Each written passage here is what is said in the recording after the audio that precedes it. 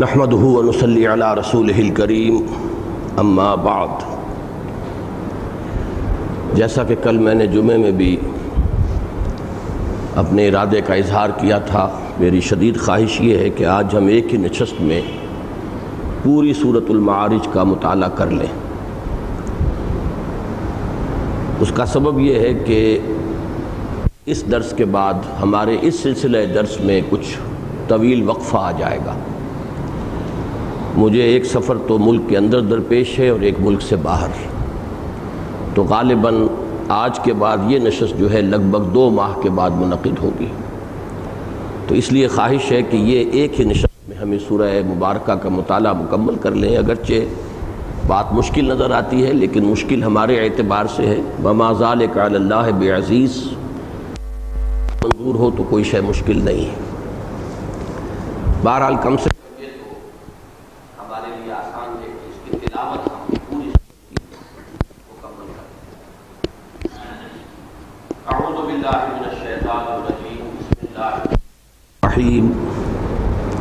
سأل سائل بعذاب واقع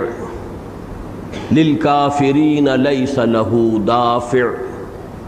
من الله ذي المعارج تعرج الملائكة والروح إليه في يوم كان مقداره 50,000 سنة فاصبر صبرا جميلا إنهم يرونه بعيدا ونراه قريبا يوم تكون السماء كالمهل وتكون الجبال كالإحن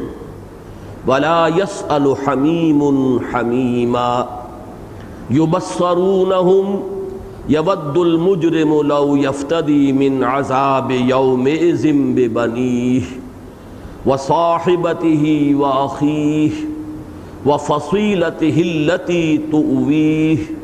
ومن في الأرض جميعا ثم ينجيه كلا إنها لظى نزاعة للشوى تدعو من أدبر وتولى وجمع فأوعى إن الإنسان خلق هلوعا إذا مسه الشر جزوعا وَإِذَا مَسَّهُ الْخَيْرُ مَنُوعًا إِلَّا الْمُصَلِّينَ الَّذِينَ هُمْ عَلَى صَلَاتِهِمْ دَائِمُونَ وَالَّذِينَ فِي أَمْوَالِهِمْ حَقٌّ مَّعْلُومٌ لِلسَّائِلِ وَالْمَحْرُومِ وَالَّذِينَ يُصَدِّقُونَ بِيَوْمِ الدِّينِ وَالَّذِينَ هُمْ مِنْ عَذَابِ رَبِّهِمْ مُشْفِقُونَ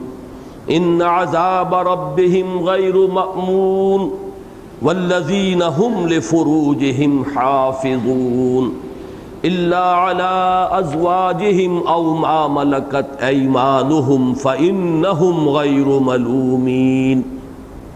فمن ابتغى وراء ذلك فأولئك هم العادون والذين هم لأماناتهم وعهدهم راعون والذين هم بشهاداتهم قائمون والذين هم على صلاتهم يحافظون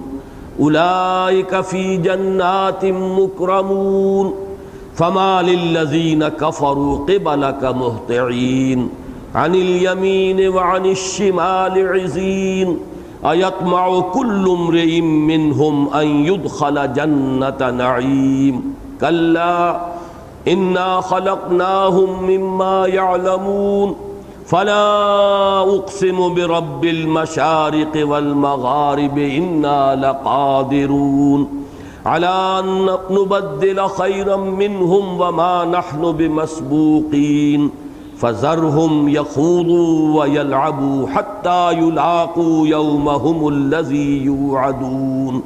يوم يخرجون من الأجداث سراعا كأنهم إلى نصب يوفضون خاشعة أبصارهم ترهقهم ذلة ذلك اليوم الذي كانوا يوعدون۔ صدق اللہ العظیم۔ رب اشرح لی صدری ویسر لی امری واحلل عقدۃ من لسانی یفقہوا قولی اللہم ربنا الہمنا رشدنا واعذنا من شرور انفسنا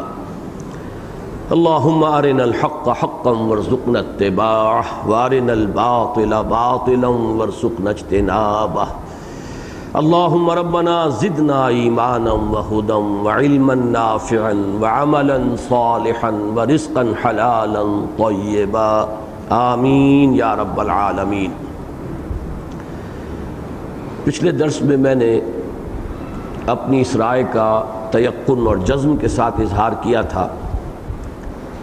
کہ سورۃ القلم اور سورۃ الحاقہ یہ آپس میں جوڑے کی حیثیت رکھتی ہیں۔ اس کے ضمن میں جو شواہد اور جو دلائل میں نے پیش کیے تھے ان میں ایک بہت اہم نقطہ ہے جو رہ گیا تھا۔ میرا خیال تھا کہ وہ میں درس کے آخر میں بیان کروں گا، لیکن وہ اس کے بعد ذہن سے اتر گیا، اسے نوٹ کر لیجئے۔ چونکہ نسبت زوجیت کے بارے میں نے بار بار وضاحت کی ہے کہ ان دو چیزوں کو ہم آپس میں جوڑا قرار دے سکتے ہیں کہ جن میں ایک طرف تو مشابہت بھی بہت ہو اور دوسری طرف ایک کمپلیمنٹری ریلیشن شپ ہو کہ دونوں مل کر کسی مضمون کی تکمیل کرتی۔ اس میں جو میں نے مختلف شواہد اس وقت پیش کیے تھے ان میں جو بات رہ گئی تھی وہ یہ کہ سورہ نون کے آغاز میں بھی اور اختتام پر بھی کفار کا یا معاندین کا حضور صلی اللہ علیہ وسلم کے بارے میں یہ شبہ یا الزام نقل ہوا ہے کہ آپ معاذ اللہ ثم معاذ اللہ نقل کفر نہ باشد کہ آپ مجنون ہیں، جبکہ سورۃ الحاقہ کے دوسرے رکوع میں جو دو باتیں الزاماً کہی گئی ہیں وہ یہ کہ آپ شاعر ہیں اور یہ در حقیقت قرآن آپ کا اپنا کلام ہے، یا یہ کہ آپ کاہن ہیں، کاہنوں کی طرح تک بندی کر کے جس طرح وہ اپنے لوگوں پر اور اپنے جو بھی معتقدین ہیں ان پر اثر انداز ہوتے ہیں، ایسے ہی آپ کوشش کر رہے ہیں۔ اب ان میں وہی نسبت ہے جیسے معوذتین میں آپ کے علم میں ہے کہ مضمون ایک ہی ہے تعوذ، لیکن ایک تعوذ ہے ان بلاؤں اور ان مصائب یا ان چیزوں کے مقابلے میں اللہ کی پناہ طلب کرنا کہ جو انسان پر خارج سے اثر انداز ہوتی ہیں، یہ سورۃ الفلق کا مضمون ہے۔ اور ایک ہے وہ فتنہ کہ جو انسان کے اپنے اندر سے آتا ہے، اس کے اپنے نفس کے ذریعے سے مؤثر ہوتا ہے، وہ ہے سورۃ الناس کا مضمون۔ اسی طریقے سے یہاں آپ دیکھیے کہ حضور صلی اللہ علیہ وسلم کے بارے میں یہ قول کہ آپ مجنون ہیں، اس کا جب تجزیہ آپ کریں گے تو اس میں کوئی ارادی یا شعوری بات حضور کی طرف منسوب نہیں کی گئی۔ مجنون اگر کوئی شخص ہو جائے، اگرچہ دونوں معنی اس کے آپ لے لیں، یا فاطر العقل کو مجنون کہتے ہیں، دیوانہ پاگل، اور یا وہ جس پر کوئی جن آ گیا ہو وہ مجنون ہے، آسیب زدہ۔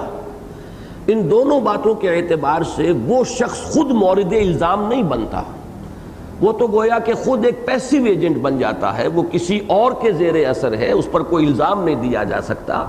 جس شخص کا ذہنی توازن بگڑ گیا ہو مرفوع القلم ہے۔ اسی طرح اگر کسی پر آسیب آ گیا ہے تو اس پر الزام نہیں ہوگا، وہ تو در حقیقت گویا کہ معمول بن گیا ہے کسی عامل کا، کوئی جن ہے جس نے اس کو پوزیس کر لیا ہے۔ تو یہ دونوں جو معنی ہیں مجنون کے، اس میں حضور کی طرف کسی ارادی کذب کا یا کسی جھوٹ کی نسبت نہیں ہوتی، اس میں کسی شعوری اور ارادی جو ہے معاملہ وہ حضور کی طرف منسوب نہیں ہو سکتا۔ جبکہ یہ دونوں باتیں، آپ کو شاعر قرار دیا جانا یا آپ کو کاہن قرار دیا جانا، اور پھر یہ دعویٰ کرنا کہ یہ اللہ کا کلام ہے جو مجھ پر نازل ہو رہا ہے، ظاہر بات ہے کہ یہ شعور اور ارادے کے ساتھ ہے۔ اگر ہے ایسا تو اس میں یقیناً گویا کہ اس شخص جس کے بارے میں یہ بات کہی جا رہی ہے اس کا اپنا ارادہ ہے، اس کی اپنی کذب بیانی ہے، اس کا تصنع ہے، اس کا جھوٹ ہے، یہ چیز گویا کہ ایک شعوری اور ارادی الزام بنتی ہے۔ تو یہ دو چیزیں ہیں علیحدہ علیحدہ۔ اب سورہ نون میں یا سورہ قلم میں پہلی بات آئی کہ آپ مجنون ہیں، ما انت بنعمت ربک بمجنون، اور اختتام پر بھی آیا وقالوا انہ لمجنون۔ لیکن یہ کہ سورہ حاقہ میں یہ دو باتیں، وما ہوا بقول شاعر قلیلا ما تؤمنون ولا بقول کاہن قلیلا ما تذکرون تنزیل من رب العالمین۔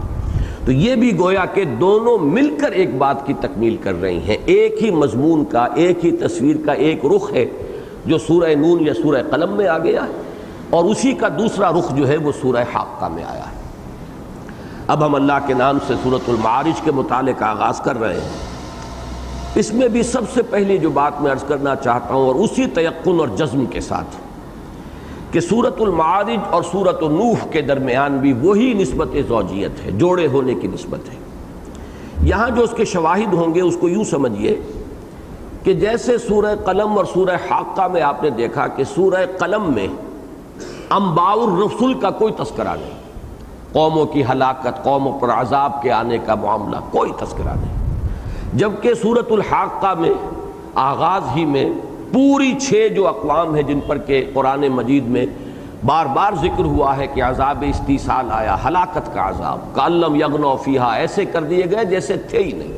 نام و نشان مٹا دیا گیا، ان کو بے خبن سے اکھاڑ کر پھینک دیا گیا۔ ان 6 اقوام کا ذکر ہے بڑے ہی اختصار کے ساتھ، یہ میں تفصیل سے بیان کر چکا ہوں، اور یہ بھی مکی صورتوں میں اس نسبت زوجیت کا ایک اہم مظہر ہے۔ چنانچہ جو حضرات ابتدا سے میرے درس میں شرکت کر رہے ہیں ان کے علم میں ہے کہ مکیات کا جو سب سے پہلا جوڑا آتا ہے مصحف میں، اس لیے کہ پہلی سورت سورۃ الفاتحہ مکی سورت ہے، لیکن وہ تو منفرد ہے، وہ پورے قرآن مجید کا جوڑا اس کو قرار دیا جا سکتا ہے، ام القرآن ہے، لیکن یہ کہ جو پہلا جوڑا آتا ہے وہ سورۃ الانعام اور سورۃ الاعراف پر مشتمل ہے، اور ان دونوں میں نسبت یہی ہے کہ سورۃ الانعام پہ کہیں کوئی ذکر کسی قوم کی ہلاکت کا، کسی رسول کا، حضرت نوح، حضرت ہود، حضرت صالح، حضرت لوط، حضرت شعیب، حضرت موسیٰ کا نہیں، جبکہ سورہ اعراف میں ہم دیکھتے ہیں کہ ان سب کا ذکر ایک ایک رکوع مکمل جو ہے شروع ہوتا ہے، اور حضرت موسیٰ علیہ السلام کا ذکر تو بہت مفصل ہے۔ سورۃ الانعام میں ذکر ہے حضرت ابراہیم کا، اور حضرت ابراہیم کی قوم پر کسی عذاب کے آنے کا قرآن مجید میں بہرحال بطرز جلی تو کہیں کوئی تذکرہ موجود نہیں، نہ سورہ انعام میں ہے کہ اس قوم پر ہلاکت کا کوئی عذاب آیا ہے کہ جس قوم نے حضرت ابراہیم کو آگ تک میں ڈال دیا، اس حد تک بھی جسارت کی انتہا ہے، لیکن یہ ہے کہ قرآن مجید میں کہیں حضرت ابراہیم کا تذکرہ ان انباء الرسل کے ضمن میں نہیں آیا۔ بالکل وہی نسبت آپ اس میں دیکھیں گے کہ یہاں بھی آپ سورۃ المعارج میں کسی رسول کا ذکر، کسی قوم کی ہلاکت کا ذکر، جسے میں انباء الرسل سورہ ہود میں یہ اصطلاح آئی ہے اس کے حوالے سے بار بار یہ لفظ لاتا ہوں، رسولوں کی بہت اہم خبریں کہ رسول آئے، قوموں نے تکذیب کر دی، قومیں ہلاک کر دی گئیں، 3 جملے سمجھیے، اللہ نے فلاں قوم کی طرف رسول کو بھیجا، فلاں رسول کو علیہ الصلاۃ والسلام، قوم نے تکذیب کر دی، اللہ نے اس قوم کو ہلاک کر دیا،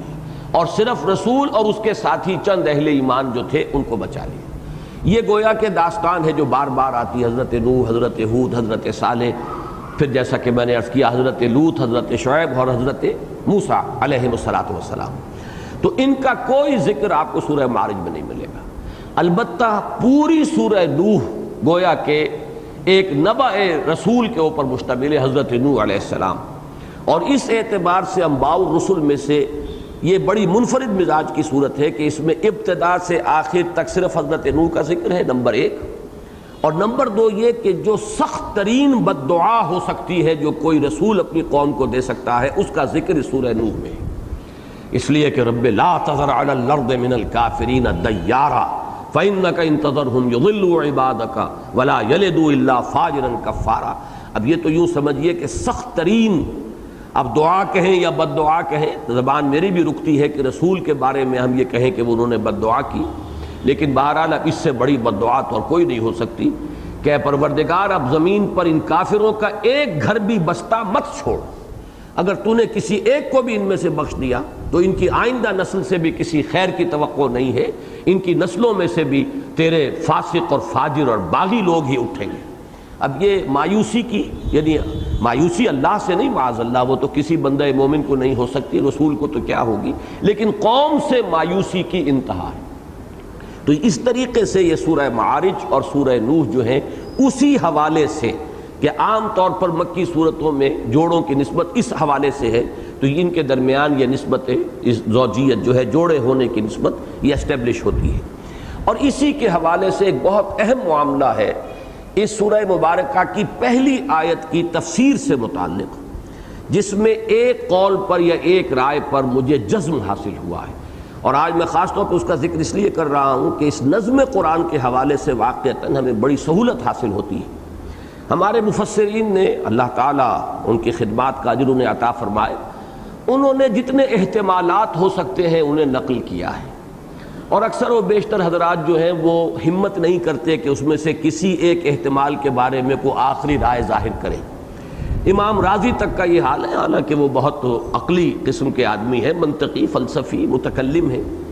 لیکن وہ بھی اکثر و بیشتر واللہ عالم کہہ کے گزر جاتے ہیں۔ یہ بات بھی کہی گئی، یہ بات بھی کہی گئی، یہ بات بھی کہی گئی، اور یہ رائے بھی دی گئی، یہ رائے بھی دی گئی، یہ رائے بھی دی گئی۔ تو مختلف آراء اور احتمالات کا تو یقیناً ایک انسائکلوپیڈیا ہے، لیکن یہ ہے کہ وہ جزم کے ساتھ کسی جگہ پر وہ نقطہ قائم کر دینا کہ جا ایجاز بات یہ ہے، اکثر و بیشتر نہیں کرتے۔ اس معاملے میں بھی سأل سائل بعذاب واقع کی تفسیر میں انہوں نے کئی اقوال نقل کیے ہیں،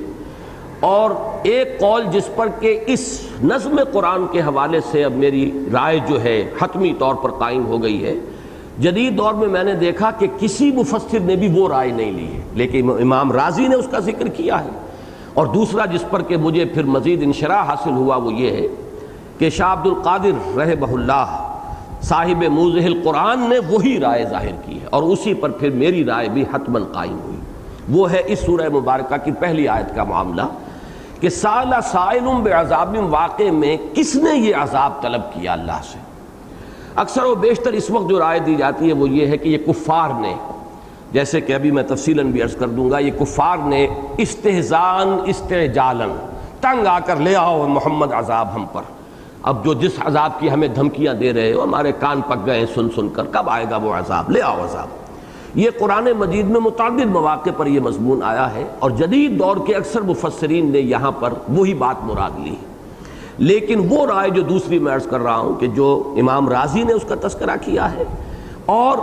شاہ عبد القادر نے وہی رائے صرف ظاہر کی ہے موضح القرآن میں، وہ یہ ہے کہ اس عذاب کا تقاضا کرنے والے خود محمد الرسول اللہ صلی اللہ علیہ وسلم تھے۔ یہ بات در حقیقت جیسے کہ میں نے ابھی عرض کیا ہے کہ یہ بات ہماری زبان رکتی ہے کہ رسول عذاب بھی طلب کر سکتا ہے، یہ بات عجیب لگتی ہے۔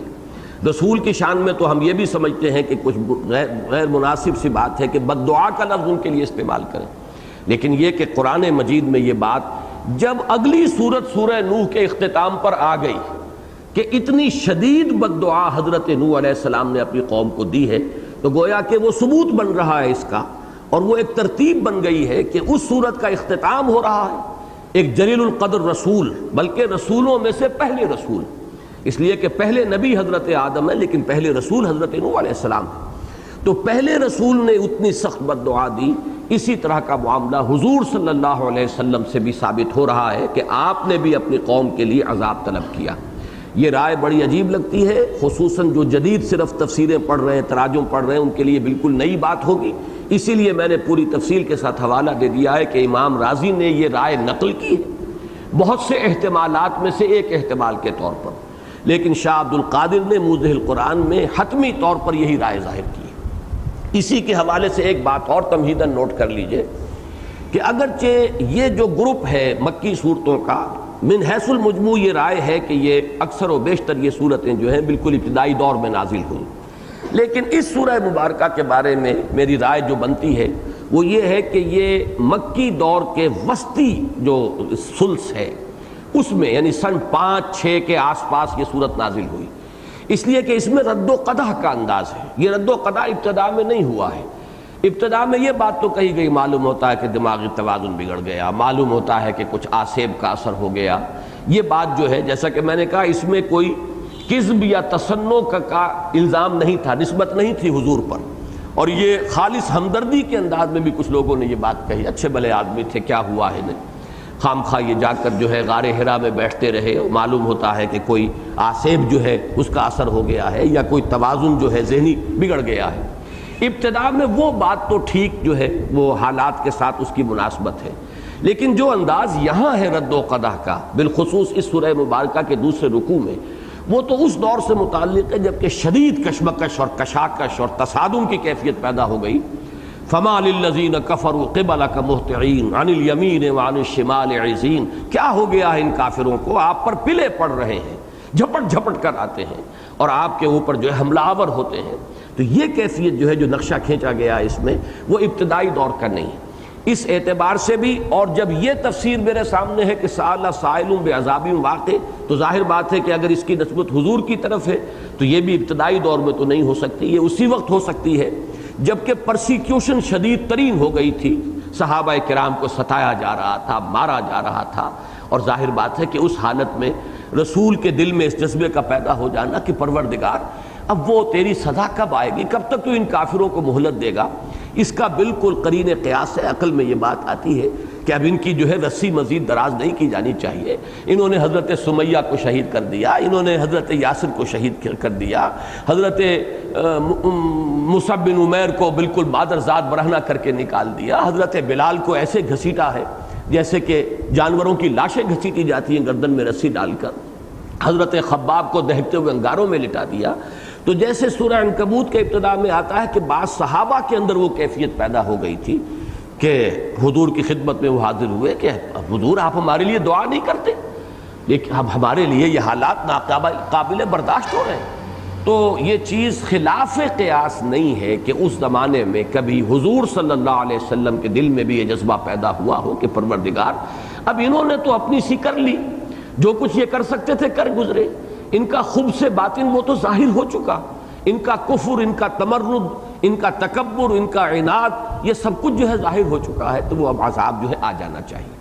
تو اس اعتبار سے میں یہ سمجھتا ہوں کہ یہ سورہ مبارکہ بالکل ابتدائی دور کی نہیں معلوم ہوتی، بلکہ متوسط دور جس میں کہ پرسیکیوشن اور تشدد جو ہے وہ شدید ترین ہو گیا تھا۔ اب آئیے سأل سائل بعذاب واقع، اس میں پہلی بات تو یہ نوٹ کیجئے کہ سألہ کی دو قرأتیں ہیں، سألہ حمزہ کے ساتھ سألہ اور الف کے ساتھ سالہ، سألہ سائل بعذاب واقع اور سأل سائل بعذاب واقع۔ عام طور پر جس قرأت سے ہم واقف ہیں وہ حمزہ کے ساتھ ہے، سأل سائل بعذاب واقع، مانگا ایک مانگنے والے نے وہ عذاب کے جو واقع ہو کر رہنا ہے، وہ تو آنا ہے، سزا تو آئے گی، لیکن یہ کہ کسی مانگنے والے نے جلدی کی ہے، جلدی مانگ لیا ہے۔ یہ بات بڑی اچھی بات حضرات نے لکھی ہے کہ یہ بات جو ہے اس کے اندر استعجال کا مفہوم موجود ہے، یستعجلونک بالعذاب، اے نبی یہ آپ سے عذاب کی جلدی مچا رہے ہیں، جلدی کر رہے ہیں۔ تو یہ بات جو ہے یہ در حقیقت اس کی تضمین کر رہا ہے کہ اس میں ایک مطالبہ، اور مطالبے میں بھی شدت اور استعجال، جلدی کا رنگ ہے۔ تو جنہوں نے تو اسے سالہ پڑھا ہے، بہت شاذ ہے یہ قرأت، ان کے نزدیک تو سالہ یسیلو کے لفظ بنتا ہے، اس کے معنی ہے کسی چیز کا بہ نکلنا، سالت اودیتن، جب بارش آتی ہے پہاڑی علاقے کے اندر تمام وادیاں بہ نکلتی ہیں، ہر وادی کے اندر ایک نالا جو ہے پانی کا وہ بہ نکلتا ہے۔ تو اس کے معنی ان حضرات نے یہ کیے ہیں کہ یہ جہنم کی وادیوں میں سے ایک وادی ہے، اور خبر یہ دی جا رہی ہے کہ اے مسلمانوں، اے نبی اکرم صلی اللہ علیہ وسلم، اور اے کافروں، اس بات کو نوٹ کر لو کہ عذاب کا نالا بہ نکلا ہے۔ اب وہ یہ کہ کب تک وہ پہنچے گا تم تک یہ علیحدہ بات ہے، لیکن یہ کہ وہ عذاب کا نالا، عذاب کی وادی بہ نکلی ہے، وہاں سے اس کا اجرا ہو چکا ہے۔ سال سائل بعذاب واقع، بہ نکلا ایک بہ نکلنے والا ایک عذاب کے ساتھ کہ جو واقع ہو کر رہنا ہے۔ اب صرف گویا کہ it's a time of question only, it's a question of time only, کہ کب تک وہ ہوتا ہے، اس کے کب تک اس کا پہنچ جانا ہے تم تک، باقی اس کا جو ہے اجرا ہو چکا ہے۔ یہ تو ہے سالہ اگر الف کے ساتھ پڑھا جائے، لیکن جو جمہور کی قرأت ہے وہ ہے سأل سائل بعذاب واقع، مانگا ایک مانگنے والے نے وہ عذاب کے جو واقع ہو کر رہنے والا ہے۔ اب یہ مانگنے والا کون ہے؟ اس میں ایک رائے جو آج کل آپ جتنی بھی اردو تراجم پڑھیں گے، اردو تفسیریں پڑھیں گے، ان میں آپ کو وہی رائے ملے گی، اور وہ یہ ہے کہ یہ کفار کی طرف در حقیقت اس کی نسبت ہے، چونکہ یہ بات آئی ہے قرآن مجید میں سورۃ میں نے کہیں نوٹ کی تھی آیات، یہ نضر بن حارث، اس کے بارے میں قرآن مجید میں یہ قول آیا ہے سورہ انفال میں کہ اس نے یہ عذاب مانگا تھا، فَإِنَّهُ قَالَ اللہم ان کان ھذا ھو الحق من عندک فامطر علینا حجارۃ من السماء او ائتنا بعذاب علیم۔ یہ سورۃ الانفال کی آیت نمبر 32 ہے۔ نضر ابن حارث یہ حضور کے مخالفین میں سے ایک بڑا شدید مخالف تھا، اور اس نے یہ انداز اختیار کیا تھا جس کا کہ غزوہ بدر کے بعد جب سورہ انفال نازل ہوئی اس میں ذکر ہے کہ اللہ اگر یہ محمد حق ہیں صلی اللہ علیہ وسلم اور جو کچھ یہ کہہ رہے ہیں وہ حق ہے، اور اگر واقعی جو کلام یہ پیش کر رہے ہیں وہ تیرا کلام ہے، تو ہم پر بارش برسا دے پتھروں کی یا کوئی اور عذاب بھیج دے۔ یہ اصل میں ان کا اپنے عوام کے اوپر یہ اثر پیدا کرنے کی ایک کوشش تھی کہ ہم حقیقتاً نہیں مانتے محمد کو کہ یہ اللہ کے رسول ہے۔ ایسا نہیں ہے کہ ہمارے دل میں یہ گمان ہو کہ یہ رسول ہو سکتے ہیں اور ہم کسی تعصب کی وجہ سے، ضد کی وجہ سے، کسی ہٹ درمی کی وجہ سے ہم صرف ان کا انکار کر رہے ہیں، اس لیے کہ اگر ایسا ہوتا تو ہم کبھی اللہ سے یہ دعا نہ مانگتے کہ اللہ اگر یہ سچے ہیں تو ہم پر عذاب نازل فرما دیں۔ تو یہ در حقیقت ان کا ایک ہتھ کنڈا تھا اپنے عوام کو قائل کرنے کا اپنے خلوص کے بارے میں، کہ ہم جو مخالفت کر رہے ہیں خلوص سے کر رہے ہیں، ہم کسی بھی درجے میں ہم یہ تسلیم نہیں کر سکتے کہ یہ اللہ کے رسول ہیں۔ اگر کسی درجے میں بھی شائبہ بھی ہوتا گمان کا تو کبھی بھی ہم یہ دعا نہ کر سکتے کہ اللہ اگر یہ سچے ہیں تو ہم پر عذاب نازل فرما دے۔ تو یہ قول تو ہے نضر ابن حارث کا۔ ایک اور قول بھی آیا ہے اور وہ سورہ شعراء میں ہے، اور اس کو ابو جہل کا قول ہے کہ پروردگار ہم پر عذاب نازل فرما دے، اور یہ سورہ شعراء کی آیت نمبر 87 ہے۔ بہرحال یہ دو حضرات کا، دو اشخاص کا کفار میں سے قول نقل ہوا ہے، اور اکثر اردو تفاسیر نے اسی کو نقل کیا ہے۔ لیکن دوسری رائے جس کو کہ بین جزم کے ساتھ اختیار کیا وہ یہ کہ یہ عذاب مانگنے والے خود محمد الرسول اللہ صلی اللہ علیہ وسلم، کہ اللہ اب ان کی رسی مزید دراز نہ کر، انہیں ڈھیل نہ دے۔ اس کی بڑی مناسبت ہے آگے چل کر فوراً آ رہا ہے۔ اکثر و بیشتر یہ جو صورتیں ہیں اس گروپ کی، ان کے آخر میں آتا ہے صبر کی تلقین کا معاملہ، جیسے سورہ نون میں ہم پڑھ چکے ہیں کہ فاصبر لحکم ربک ولا تکن کصاحب الحوت، اے نبی آپ اللہ کے حکم کا اور فیصلے کا انتظار کیجئے اور اس مچھلی والے کے مانند نہ ہو جائیے، یعنی حضرت یونس علیہ السلام نے جو ذرا جلدی کی تھی وہ معاملہ آپ نہ کریں۔ لیکن یہاں آپ دیکھیں گے بالکل آغاز میں فاصبر صبرا جمیلا، اے نبی صبر کیجئے اور بڑی خوبصورتی کے ساتھ صبر کیجئے، ابھی تو ہم ان کی رسی دراز کریں گے، ابھی ہماری حکمت میں ان کے لیے مہلت ہے، لہذا آپ صبر کیجئے۔ البتہ وہ عذاب آ کر رہے گا، وہ سزا آ کر رہے گی، تو کیا فرق پڑتا ہے آج آئے یا کل آ جائے۔ یہ آپ کے اور آپ کے ساتھیوں کے صبر کا امتحان ہے، استقامت کا مظاہرہ ہوگا لوگوں کے سامنے،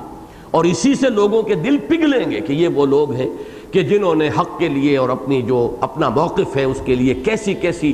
شدید مصیبتیں جھیلی ہیں، کیسی کیسی قربانیاں دی ہیں، کس طرح کے ثبات اور استقامت کا مظاہرہ کیا ہے، استقلال کا مظاہرہ کیا۔ اسی سے تو مخالفین کے دل پگھلیں گے اور وہ اپنے دل میں قائل ہو جائیں گے۔ یعنی اگر وہ دعائیں مانگتے ہیں لوگوں پر اثر ڈالنے کے لیے اپنے خلوص کا، تو در حقیقت اہل حق کا خلوص اس طرح ظاہر ہوتا ہے کہ وہ اپنی ایثار سے، قربانی سے، صبر سے، مصابرت سے، ثبات سے، استقلال سے وہ گویا کہ ثبوت فراہم کرتے ہیں کہ جس بات کا وہ اقرار کر رہے ہیں اس پر انہیں بالکل یقین، حق الیقین کے درجے میں حاصل ہے۔ تو یہ ہے وہ بات، جیسا کہ میں عرض کر چکا ہوں، امام رازی نے اسے نقل کیا ہے کہ بہت سے حضرات کی رائے یہ ہے، گویا کہ متقدمین میں بھی یہ رائے موجود ہے، اور اس دور میں شاہ عبد القادر رحمہ اللہ نے موضح القرآن میں یہی رائے دی ہے کہ یہاں سأل سائل بعذاب واقع سے مراد خود حضور ہیں صلی اللہ علیہ وسلم۔ فرمایا للکافرین لیس لہ دافع۔ اب یہ للکافرین کا ذرا نوٹ کیجئے گا، جس طرح میں نے پچھلے درس میں بھی بیان کیا تھا کہ قرآن مجید میں جو صوتی آہنگ ہے اور قوافی جو ہیں آیات کے آخری الفاظ، ان کی ایک مناسبت جو ہے وہ بہت زیادہ ملحوظ ہے، خصوصاً ان صورتوں میں۔ سورہ قاف سے جو شروع ہوا ہے سلسلہ، یا آخری دو گروپ جو ہے، یا آخری منزل جسے ہم کہتے ہیں سورہ قاف سے لے کر سورۃ الناس تک، ان میں یہ چیز بہت نمایاں صوتی آہنگ ہے، اور یہ در حقیقت ایک ملکوتی غنا ہے، یہ ڈیوائن میوزک ہے، یہ اللہ تعالیٰ کی طرف سے جو فطرت انسانی کے اندر ایک طلب ہے، ایک دلچسپی ہے، ایک انس ہے، ایک کشش محسوس کرتا ہے انسان موسیقی کی طرف، چاہے وہ کسی میں کم ہوتا ہے یہ مادہ، کسی میں زیادہ، تو جو شے بھی اللہ نے انسان میں پیدا کی ہے ایک طلب کے اعتبار سے، اس کے لیے کوئی نہ کوئی اللہ نے اس کی تسکین کا جائز سامان بھی فراہم کیا ہے۔ تو در حقیقت جو جائز سامان ہے اس موسیقی کی حص کا، وہ اللہ کی کتابوں کے اندر وہ ڈیوائن جو میوزک موجود ہے، وہ ملکوتی غنا۔ اب یہاں دیکھیے یہ للکافرین کا تعلق سب مانتے ہیں کہ بے عذاب واقع سے ہے۔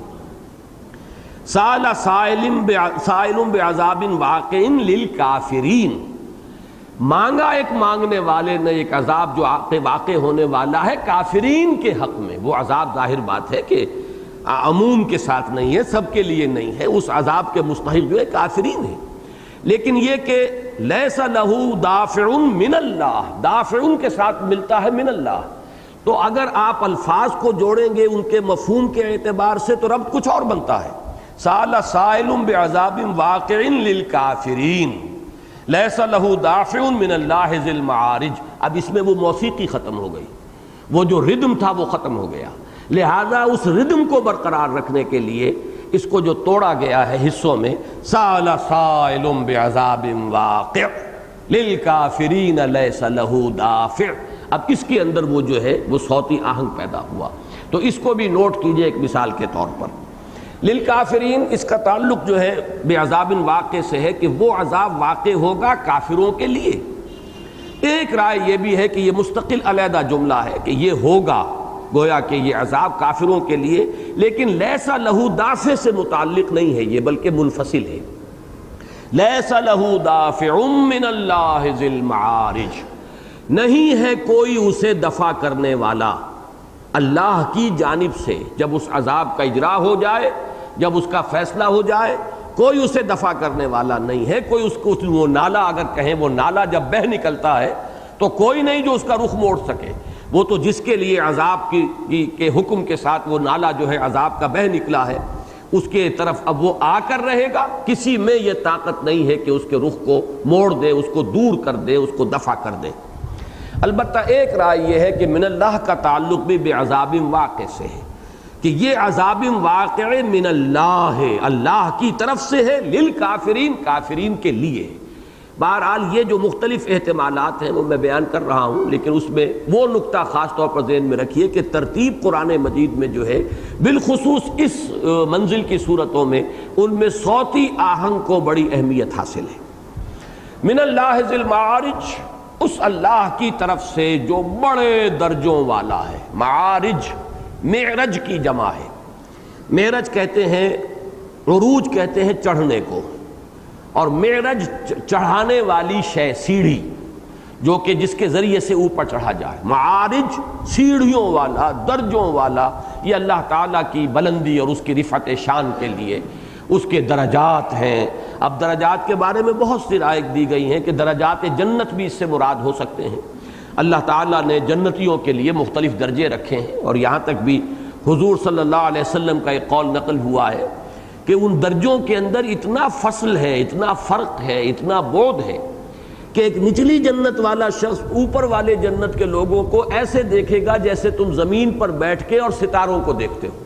اس قدر فرق و تفاوت ہوگا اہل جنت کے درجات کے اندر۔ تو اللہ تعالیٰ بہت درجوں والا، بہت بلندیوں والا، بہت رفعتوں والا، من اللہ ذی المعارج۔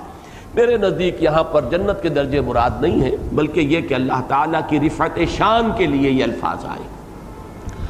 تعرج الملائکۃ والروح الیہ فی یوم کان مقدارہ 50,000 سنہ، چڑھتے ہیں فرشتے اور روح اس کی طرف،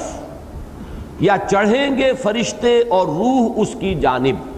جیسا کہ آپ کو معلوم ہے عربی میں فعل مضارع میں حال بھی ہے، مستقبل بھی ہے، تو دونوں ترجمے میں نے کر دیے، اور دونوں احتمالات ہیں وہ بعد میں عرض کروں گا۔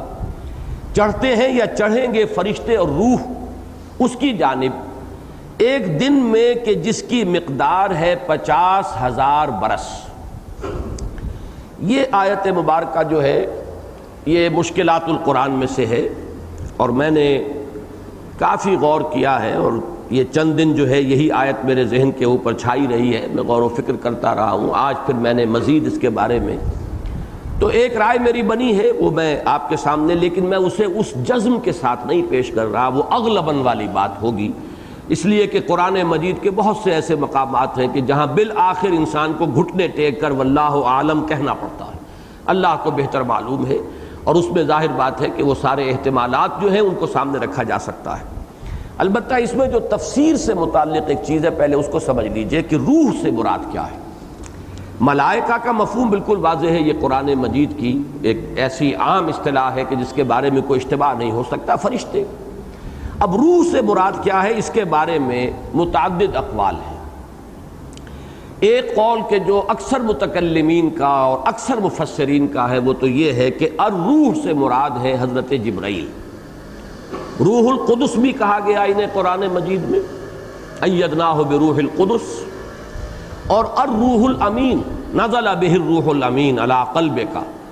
اس قرآن کو نازل ہوا ہے لے کر روح الامین، یا اتارا ہے روح الامین نے، یعنی حضرت جبرائیل نے علیہ الصلاۃ والسلام۔ ایک رائے یہ ہے کہ اس سے مراد ہے ارواح انسانی، اور روح یہاں پر گویا کہ جمع کے لیے آ رہا ہے، تمام انسانوں کی ارواح۔ ایک تیسری رائے اور بھی ہے، اور یہ زیادہ تر ہمارے ہاں جو متصوفین ہیں انہوں نے اپنے کشف کی بنیاد پر یہ رائے دی ہے، اور شاہ ولی اللہ دہلوی رحمۃ اللہ علیہ نے بھی، مجھے یاد پڑتا ہے کہ حجت اللہ البالغہ میں یہی رائے دی ہے، اور بعض روایات بھی ملتی ہیں اس کے حق میں کہ یہ روح جو ہے، الروح، یہ ایک خاص نورانی ایک ہستی ہے کہ جو گویا کہ ایک طرح کا جیسے کہ سٹور ہاؤس ہوتا ہے، یا بجلی گھر ہے جہاں سے کہ بجلی کے مختلف لائنیں جو ہیں وہ جاری ہیں، یا سورج سے جیسے شعاعیں نکلتی ہیں، تو تمام ملائکہ اور تمام ارواح انسانیہ کا انشعاب ہوتا ہے اس سے، جیسے کہ سورج سے جیسے کہ شعاعیں نکلتی ہیں، تو تمام انسانی ارواح اور ملائکہ کا بھی انہی سے ایک طرح کا ظہور ہے، یا بروز ہے، یا خروج ہے، جیسے کہ کرنیں نکل رہی ہوں سورج سے۔ ایک یہ رائے ہے کہ جو دی گئی ہے، اور یہ رائے چونکہ جو ہمارے متصوفین ہیں کچھ انہوں نے اپنے کشف کی بنیاد پر، بعض روایات ایسی ہیں کہ ان میں اس کا تذکرہ موجود ہے کہ یہ کوئی ایسی روحانی ایک وجود رکھنے والی کوئی ہستی ہے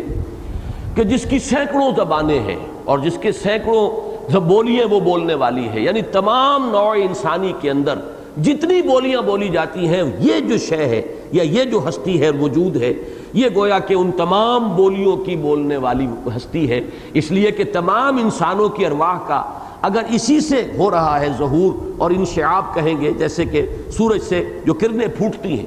تو ایک رائے یہ ہے۔ یہ میں صرف ایک علمی اور معلوماتی انداز میں آپ کے سامنے رکھ رہا ہوں، اس لیے کہ ہمارے ہاں بعض متقدمین اور بالخصوص کہ جو کشف پر زیادہ ایک دار و مدار رکھنے والے ہیں اپنے علم کا، ان کے ہاں یہ چیز موجود ہے۔ البتہ یہ کہ حضرت جبرائیل اور ارواح انسانیہ، ان میں سے یہاں کیا چیز مراد ہے، اس میں نوٹ کیجئے کہ سورۃ القدر میں بھی یہ لفظ آیا ہے اسی طرح سے، تنزل الملائکۃ والروح فیہا بإذن ربہم من کل امر سلام ہی حتی مطلع الفجر۔ وہاں ظاہر بات ہے کہ روح سے مراد انسانی ارواح نہیں ہو سکتی، انسان تو یہاں ہے۔ لیلۃ القدر میں جو نزول ہوتا ہے تو وہ ظاہر بات ہے فرشتوں کا ہے، اور حضرت جبرائیل علیہ السلام، اور حدیث سے صحیح ہے، بہت مستند، بہت قوی، کہ 70,000 فرشتوں کے جلوہ میں حضرت جبرائیل نازل ہوتے ہیں وہ لیلۃ القدر میں۔ تو اس آیت مبارکہ میں تو بالکل معین ہو گیا کہ یہاں الروح سے مراد جو ہے حضرت جبرائیل ہے، اور اس کو پھر ہمارے مفسرین کہتے ہیں کہ یہ عطف الخاص علی العام ہے، کیونکہ وہ بھی ایک فرشتہ ہے، تو فرشتوں پر جب عطف کیا گیا تو ایک خاص یعنی مقام رکھنے والا، خاص مرتبت رکھنے والی جب فرشتہ جو ہے اس کا علیحدہ سے ذکر کیا، تنزل الملائکۃ والروح فیہا بإذن ربہم من کل امر سلام۔ لیکن ایک دوسری آیت جو ہے سورہ نبا کی، اس کے آخر میں جو آئی ہے، وہاں پورا احتمال موجود ہے کہ الروح سے مراد تمام انسانوں کی ارواح ہو، اس لیے کہ وہاں میدان حشر کا نقشہ کھینچا گیا ہے، یوم یقوم الروح والملائکۃ صفا لا یتکلمون الا من اذن له الرحمن وقال صوابا۔ جس دن کے کھڑے ہوں گے تمام فرشتے اور تمام ارواح انسانیہ حاضر ہوں گی اس وقت اللہ تعالیٰ کے دربار میں، اور ان میں سے کسی کو چوں کرنے کا دم نہیں ہوگا، کسی کو بات کرنے کی جرت نہیں ہوگی سوائے اس کے کہ جسے اللہ تعالیٰ کی طرف سے اجازت مرحمت ہو جائے، اور وہ بھی صحیح بات کہے گا، کوئی غلط بات نہیں کہہ سکے گا۔ یہاں پر ظاہر بات ہے کہ گمان غالب محسوس ہوتا ہے کہ ملائکہ کے ساتھ یہاں ارواح انسانیہ کا ذکر ہے کہ جو وہاں پر کھڑے ہوں گے اپنے اس آخری محاسبے کے لیے۔ بہرحال اسی پر گمان کرتے ہوئے میرے نزدیک اس آیت مبارکہ میں بھی الروح سے مراد جو ہے وہ ارواح انسانیہ ہے۔ پھر میں عرض کروں گا واللہ اعلم۔ البتہ یہ کہ تعرج الملائکۃ والروح الیہ فی یوم کان مقدارہ 50,000 سنہ، اس میں اس یوم سے کیا مراد ہے؟ دیکھیے قرآن مجید میں 2 اور آیات ہیں کہ جن میں اللہ تعالیٰ نے ایک دن کا ذکر کیا ہے کہ وہ دن تمہارے حساب سے 10,000 سال کے برابر ہے، اللہ کا ایک دن۔ یہ دونوں آیات جو ہیں یہ نوٹ کر لیجئے، سورۃ الحج میں فرمایا آیت نمبر 47،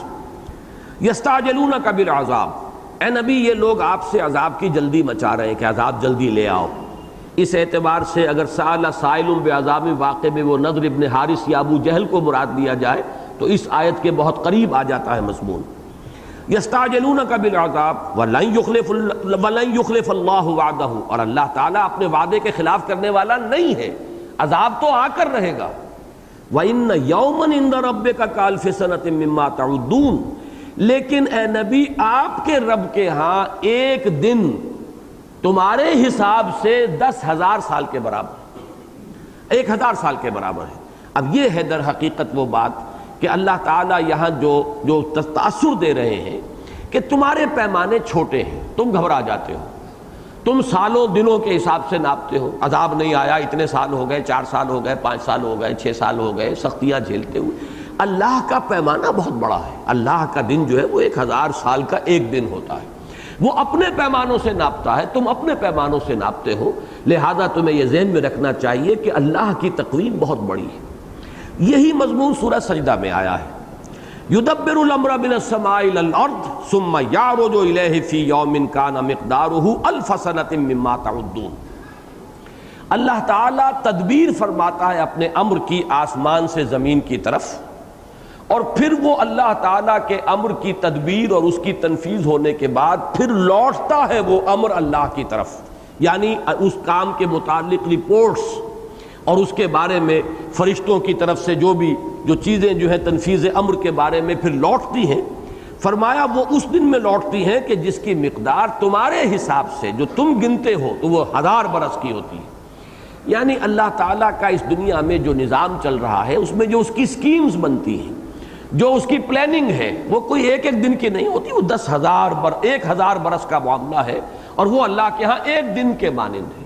اس کی ایک سکیم بنتی ہے، تدریجاً جو ہے اس کی تنفیذ ہوتی ہے، اور اس کے پھر اثرات جو ہیں وہ ظاہر ہوتے ہیں، پھر اللہ تعالیٰ کا کوئی دوسرا امر آتا ہے۔ میں آج سوچ رہا تھا کہ ہمارے ہاں یہ الف ثانی کی اصطلاح جو چلی ہے وہ چلی تھی الف اول کے مقابلے میں، کہ اکبر نے اپنے دین الہی کو پیش کیا تھا اس خیال کے ساتھ کہ یہ دین محمد جو تھا صلی اللہ علیہ وسلم یہ صرف 1000 سال کے لیے تھا۔ اب وہ 1000 سال پورے ہو گئے، لہذا وہ شریعت محمدی کا دور ختم ہو گیا، دین محمدی کا دور ختم ہو گیا، اب ایک نیا دین چاہیے، دوسرا 1000 سال آ گیا۔ گویا کہ یہ پیریڈ بھی میں سمجھتا ہوں کہ اس کو کان میں اگر کسی نے یہ بات پھونکی ہے یا اس کے دل میں خود یہ خیال آیا ہے تو شاید اس آیت مبارکہ سے بھی اس نے اپنے اس غلط استدلال کے لیے کوئی اساس یا بنیاد تلاش کی ہو کہ اللہ تعالیٰ کے معاملات 1000 سال کے جو ہے وہ طے ہوتے ہیں۔ یدبر الامر من السماء الى الارض ثم یعرج الیہ فی یوم کان مقدارہ 1000 سنۃ مما تعدون۔ تو اب اس نے کہا کہ وہ الف اول ختم ہوا، 1000 برس کے لیے ایک امر تھا وہ پورا ہو گیا، اس کی تدبیر جو ہونی تھی ہو چکی، اب ایک نیا امر جو ہے وہ درکار ہے۔ اسی کے حوالے سے پھر ہمارے ہاں اصل میں جو ہمارے علماء ہیں انہوں نے الف ثانی کی اصطلاح استعمال کی، حضرت مجدد الف ثانی کے حوالے سے کہ مجدد الف ثانی شیخ احمد سرہندی، کہ اگر ہے بھی معاملہ تو یہ دوسرے 1000 سال میں تجدید ہوگی اسی دین کی جو محمد الرسول اللہ صلی اللہ علیہ وسلم لے کر آئے تھے، کسی نئے دین کا معاملہ نہیں، کوئی نئی شریعت نہیں، کوئی نیا دین الہی نہیں، بلکہ وہی دین محمدی ہے جس کی تجدید ہوگی، اور اس تجدید کے اندر اہم ترین مقام جو ہے وہ حاصل ہے، اور اہم ترین مؤثر شخصیت جو ہے وہ حضرت شیخ احمد سرہندی رحمۃ اللہ علیہ کی ہے۔ بہرحال میرے نزدیک بہت سے حضرات نے ان دو آیتوں کے حوالے سے اس آیت کا مفہوم معین کرنے کی کوشش کی ہے۔ تعرج الملائکۃ والروح الیہ فی یوم کان مقدارہ 50,000 سنہ۔ میرے نزدیک ان دونوں آیات کا مضمون، جیسے کہ قرآن مجید میں نے کہا ہے کہ اہم مضامین اکثر و بیشتر 2 مرتبہ ضرور آتے ہیں، تو وہ 2 آیتیں تو اس قاعدہ کلیہ کو پورا کر رہے ہیں۔ اس آیت کا کوئی تعلق میرے نزدیک ان 2 آیات کے ساتھ نہیں ہے، بلکہ یہ اپنی جگہ پر ایک مستقل مضمون ہے، اور اس کانٹیکسٹ میں جس میں یہ آیت آئی ہے اس سورہ مبارکہ میں، اس کے 2 ہی ممکن احتمالات ہیں، اور انہی کو زیادہ تر ہمارے مفسرین نے پیش کیا ہے۔ ایک یہ کہ اس میں در حقیقت استعارتاً اللہ تعالیٰ کی رفعت شان ہی کا ذکر ہے۔ من اللہ ذی المعارج تعرج الملائکۃ والروح الیہ فی یوم کان مقدارہ 50,000 سنہ، کہ اس کی شان اتنی بلند ہے، اتنی بلند ہے، اتنی اعلیٰ اور عرفہ ہے کہ فرشتے اور روحیں اس کا تقرب حاصل کرنے کے لیے بھی اگر تمہارے حساب سے اس مسافت کا اگر ہم اس کا کوئی اندازہ تمہیں دینا چاہیں تو ایک تمثیل کے پیرائے میں تمہاری وہ مسافت 50,000 برس میں جو طے ہو سکتی ہے، اتنا وہ بعد اور فصل ہے۔ اللہ تعالیٰ کی بارگاہ اتنی بلند ہے، اتنی اعلیٰ ہے، اتنی عرفہ ہے۔ اس کو ہم کہیں گے صرف ایک تشبیہ ہے، استعارہ ہے، تمثیل ہے، صرف اللہ تعالیٰ کی رفعت شان کے لیے۔ یہ تعویل اور توجیہ جڑ جاتی ہے ما سبق کے ساتھ، من اللہ ذی المعارج، اور ذی المعارج کا کیا تصور تم قائم کر سکتے ہو؟ اس کی بارگاہ کی بلندی کا کیا تصور تم قائم کر سکتے ہو؟ تمہارے تو فہم سے ماورا ہے، وراء الورا ہے، ثم وراء الورا ہے۔ البتہ یہ کہ ایک ہلکا سا تصور قائم کر لو کہ فرشتوں اور ارواح کو بھی اس کا تقرب حاصل کرنے کے لیے جو مسافت طے کرنی پڑتی ہے، اس مسافت کا تم اپنے حساب سے اگر کوئی تصور قائم کرنا چاہو تو وہ ہوگی جو تم 50,000 برس میں طے کر سکو۔ یہ گویا کہ اللہ کی رفعت شان کے لیے ایک تمثیلی پیرائے میں استعارہ ہے۔ دوسرا مفہوم اس کا یہ لیا گیا ہے کہ اس سے مراد ہے یوم قیامت، اور میرے نزدیک یہ اغلب ہے، اس لیے کہ اس سے اس کا بعد میں تعلق جڑتا ہے فاصبر صبرا جمیلا انہم یرونہ بعیدا ونراہ قریبا۔ وہ جو قیامت کا دن ہے انہیں دور نظر آ رہا ہے، ہمارے سامنے موجود ہے، ہم قریب سے دیکھ رہے ہیں، تو اے نبی آپ جلدی نہ کیجئے، آپ صبر کیجئے، اور صبر بھی بڑی خوبصورتی کے ساتھ، بڑے وقار کے ساتھ، بڑی ایک طمانینت کے ساتھ، بڑے سکون کے ساتھ، بڑے استقلال کے ساتھ۔ اور گویا کہ یہ حکم صرف حضور کو نہیں ہے بلکہ آپ کے وساطت سے یہ حکم تمام اہل ایمان کو دیا جا رہا ہے کہ ایک صبر تو ہوتا ہے کہ جو صبر جبراً مجبوراً بھی کرنا پڑتا ہے۔ قہر درویش بر جانے درویش، آپ کو بدلہ لینے پر قادر نہیں ہے تو آپ نے معاف کر دیا۔ یہ معافی کہ جو اس بنا پر دی جا رہی ہے کہ آپ قادر ہی نہیں بدلہ لینے پر، یہ کوئی معافی نہیں ہے۔ ہاں جب آپ قادر ہو انتقام پر اور بدلہ لینے پر پھر معاف کر دیں تو یہ ہے معافی، یہ عفو ہے۔ اس سے جو آپ کو ترفع حاصل ہوگا اور جو روحانی بلندی حاصل ہوگی وہ اپنی جگہ پر ہے، لیکن اگر ہے ہی نہیں تو قہر درویش بر جانے درویش۔ تو صبر ایک ہے جبر کا صبر، جیسے حضور کا ایک واقعہ بڑا پیارا آتا ہے کہ کسی خاتون کا بچہ فوت ہو گیا، وہ جزا فضا کر رہی تھی، بہت نالا و شیون، حضور پاس سے گزرے، حضور نے فرمایا اصبری، صبر کرو۔ انہوں نے کہا کیا صبر کریں، یہ مصیبت آپ پر ٹوٹتی تو آپ کو پتہ چلتا۔ تو حضور صلی اللہ علیہ وسلم نے پھر کچھ دنوں کے بعد ملاقات ہوئی، اب ظاہر بات ہے سکون ہر ایک کو آ ہی جاتا ہے، تو حضور نے فرمایا تھا کہ صبر وہ ہوتا ہے جو صدمے کے وقت کیا جائے، جو پہلا وقت ہوتا ہے اس وقت اگر صبر کیا گیا ہو تو وہ صبر ہے۔ بعد میں تو سبھی کو صبر آ جاتا ہے، وقت گزرتا ہے تو وقت جو ہے time is the best healer, پھر تو آدمی سب جو ہے وہ صبر کر ہی لیتے ہیں، جھیل ہی جاتے ہیں۔ برسر ابن آدم ہر چہ آیت بے گزرت، انسان کے سر پر جو مصیبت بھی آتی ہے بالآخر گزر جاتی ہے، جھیلنی پڑتی ہے۔ لیکن صبر اسے کہتے ہیں وہ خوبصورتی والا صبر، وقار کے ساتھ، اطمینان کے ساتھ،